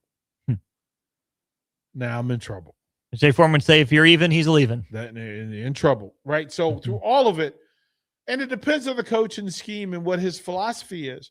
But quite frankly, I never had a Grant Wistrom to defend with. So if I was scheming, I never had that luxury of knowing, that's two blockers right there, right? I've got a linebacker that's really going to eat because Grant's him and Jason are occupying. Farley will tell you all the time. His great advantage is that he had some dudes up front that occupied bodies. He was just out there running free. The dog with the gate open. Farley was out there. Let's go. Darn near frolicking in the meadow. Right, like I could bark at everybody. Postman, you about to get it. Because Jason and Grant did the work, or whoever it was. It's just that thinking for a quarterback. Don't throw into traffic. Don't throw through a dirty window, right? If there are hands in it, tell your blockers, look, I got a big paw up in the window, man. I can't throw that. Edge setter, if he's got that outside arm into my passing window, it's a problem. Occupy that, bruh. Swat it down. Bruh, occupy that. Give him a high five. Right? It's something. Do something. I need to – listen, you can throw me out the club, but you're going to throw me out after I get the girl. I love it. John in Southeast Lincoln sends in a text. We'll go ahead and go to break and wrap up the show with some thoughts on Nebraska football special teams. That's when we get back to Old School. Watch Old School live on Facebook, YouTube, or Twitch. Old School with Foreman and Orman on 93.7 The Ticket and theticketfm.com. Hog Wild's giant stuffed baked potatoes are anything but basic and really hit the spot when you're craving a little comfort food. Nothing is more satisfying than a Hog Wild baked potato loaded with butter, sour cream, cheddar cheese, bacon bits, and chives. Add your choice of a Hog Wild house smoked meat like pulled pork, chicken, or brisket for a little extra. Order online at GoHogWild.com. Hog Wild Pit Barbecue, 3210 Cornhusker Highway in Lincoln. But don't be late, we close at 8. Are you ready for a new opportunity? Check out Sandhills Global. Join a dynamic team where your skills are valued and your career can soar. We offer full-time positions with a 4.5-day work week, competitive pay, excellent benefits, and a positive work environment. From IT and marketing to sales and finance, we're looking for talented individuals just like you. Apply today at sandhills.jobs and take the first step towards an exciting future. That's sandhills.jobs. Don't wait, apply now. Hey, this is Jay Foreman, the host of Old School, 3 to 6 p.m. here at 93.7 The Ticket. And one of my favorite things to do is come down and meet all the fans before and after as they cheer on our beloved Huskers. This message is brought to you by the Downtown Lincoln Association and 93.7 The Ticket. Hey there, this is Paul Scheel, owner of High Electric. I want to thank our friends and loyal customers and introduce High Electric to those looking for a new electrician. We've been serving the Lincoln and Omaha area for over 30 years, from design to install, upgrades, and repair. If you are a homeowner or a small business needing some electrical work, call us at 402-466-6606 or check us out at hyelectric.com. We look forward to hearing from you. When your business is ready for its next move, I'm here to help make it happen. I'm Corey Vandeweghe, Commercial Loan Officer at Midwest Bank on 70th and Pioneers Boulevard. Lincoln is full of bold ideas and hardworking business owners, and I'm proud to support the people driving that progress. Whether you're launching something new or investing in growth, I'll work with you to find lending solutions that move your business forward. Swing in anytime. I'd love to hear what you're building. Your community, your bank, Midwest Bank, member FDIC. If you're seeking a career with a growing company, Gaina Trucking and Excavating is hiring and looking for additions to their team. Gaina Trucking has a strong team culture, competitive pay, 401ks, and benefits like health, dental, and vision. Drivers are guaranteed 40 hours per week, even in the winter months, and are home every night. Start your career today at Gaina Trucking and Excavating. Apply today at GainaTrucking.com.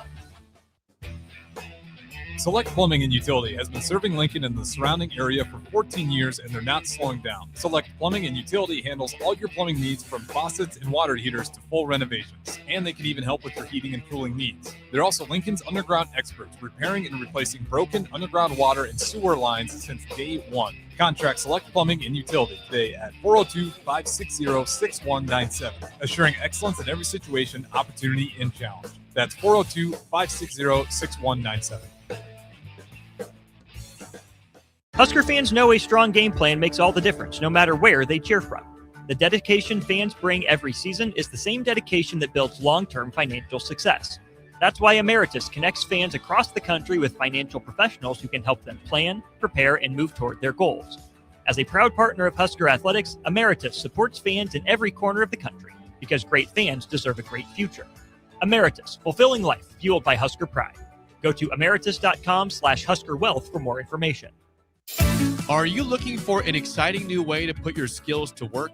Explore new career options in the fintech industry at Currency, a Sandhills Global company. We offer full-time positions in financial sales, compliance, operations, and other fields. We also offer a 4.5-day work week, an attractive benefits package, and opportunities for advancement. Put your motivation to work and grow with us at Currency. Visit gocurrency.com/careers to learn more. Rosie's Sports Bar and Grill. Open for lunch and dinner at 1501 Center Park Road, just south of 14th and Highway 2.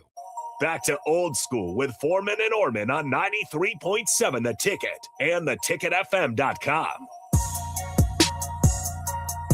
Putting a bow on a Wednesday show. Jay Foreman was along for the first half, DP along for the second half. I'm Austin Norman. Big thanks to Graham Tire being along the whole time, right? They make your ride through the streets of Lincoln, wherever it is you want to go on your summer road trip, maybe even down to Husker football games this fall. Graham Tire makes it all smooth and safe for Lincoln locations. Check them out across the greater Midwest as well. On our Starter Heyman Jewelers text line, DP, John in Southeast Lincoln says, since Nebraska lost its special teams coach, how concerned are you about Nebraska's special teams performance in 2026?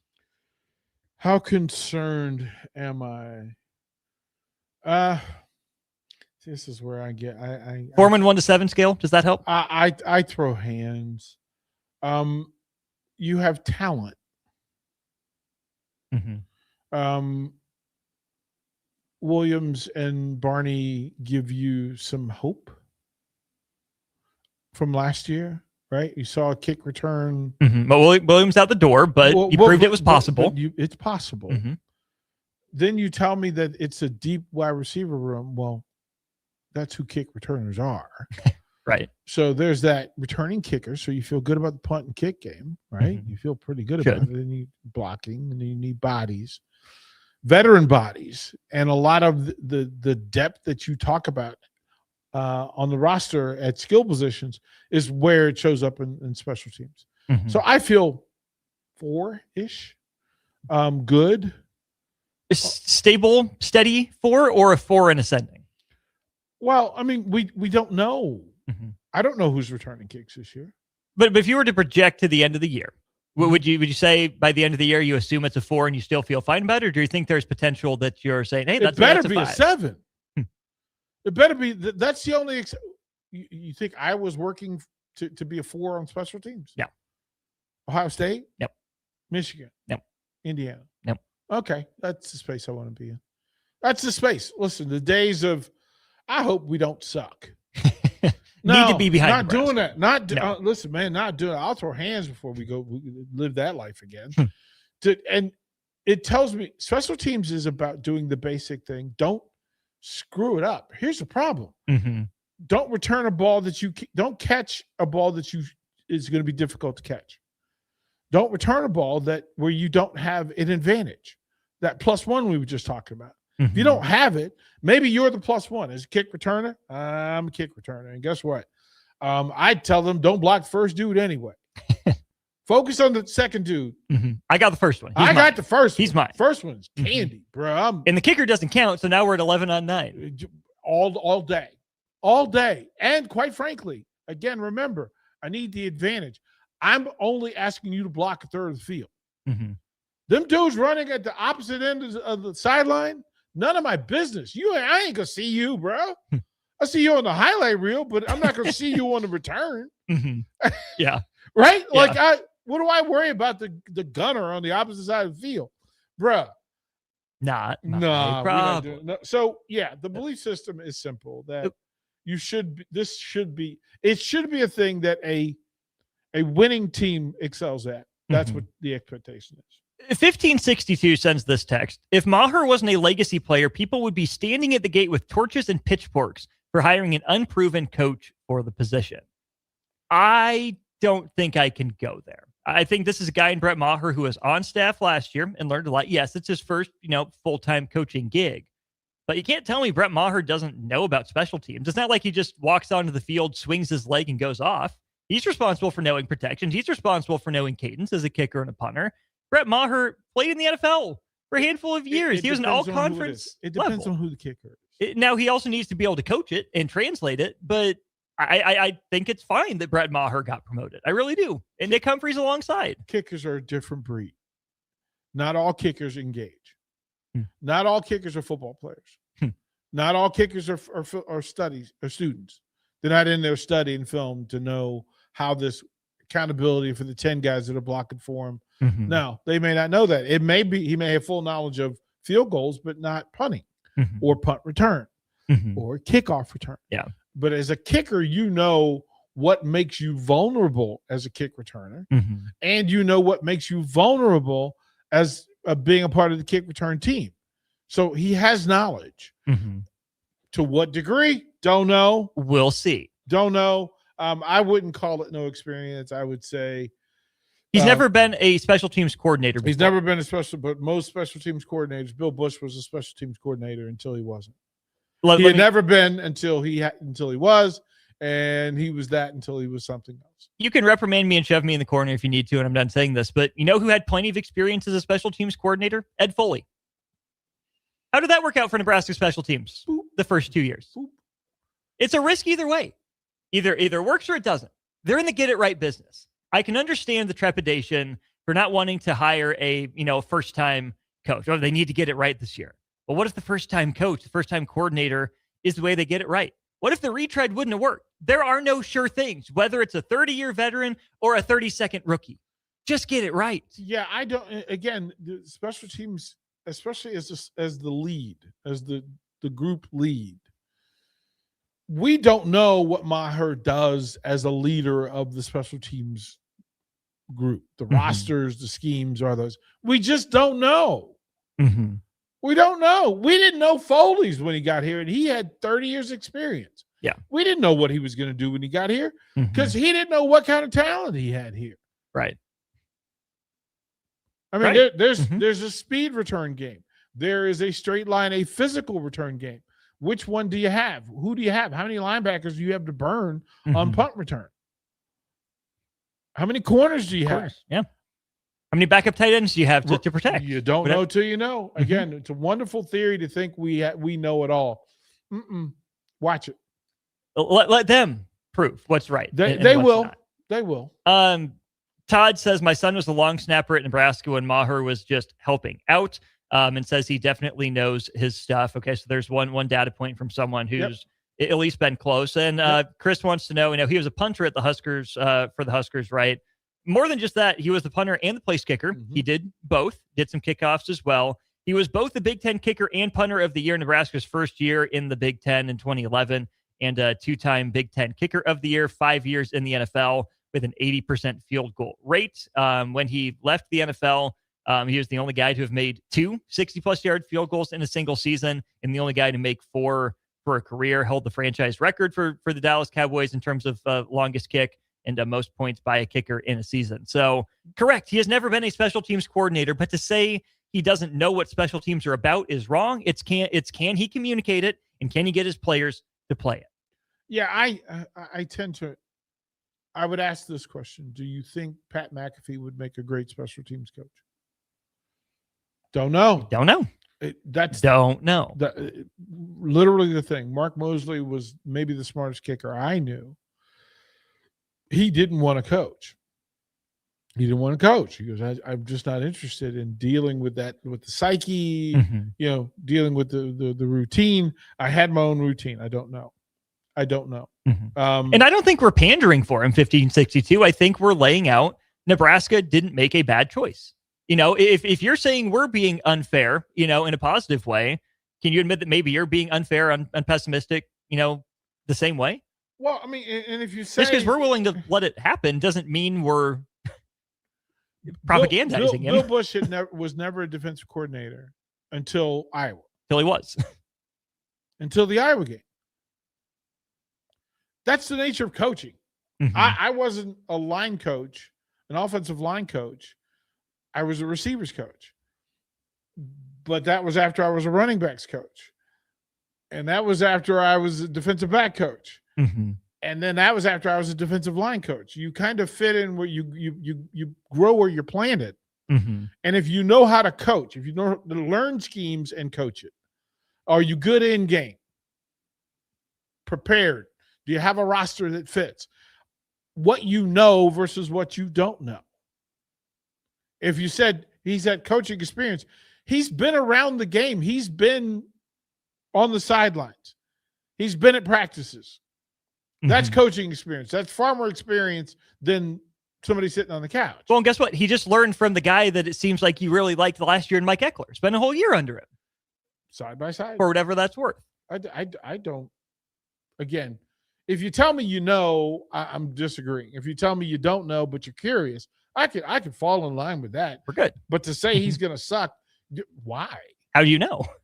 There's no because evidence. he doesn't have experience? There's no evidence.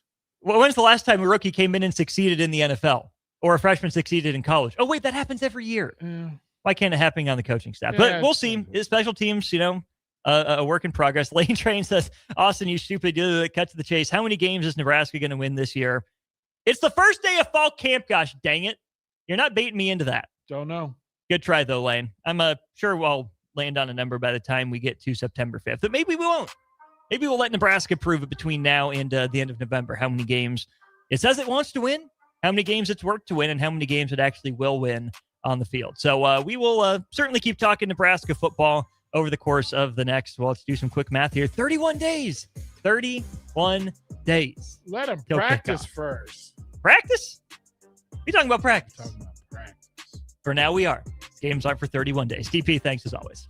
One-on-one coming up next here on the ticket. Don't miss it. Stick with us.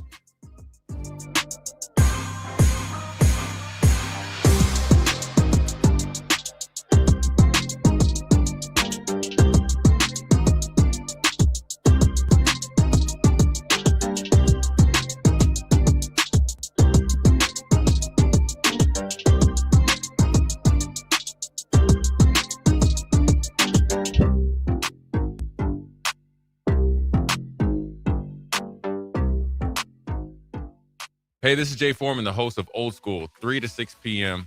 here at 93.7 The Ticket. And one of my favorite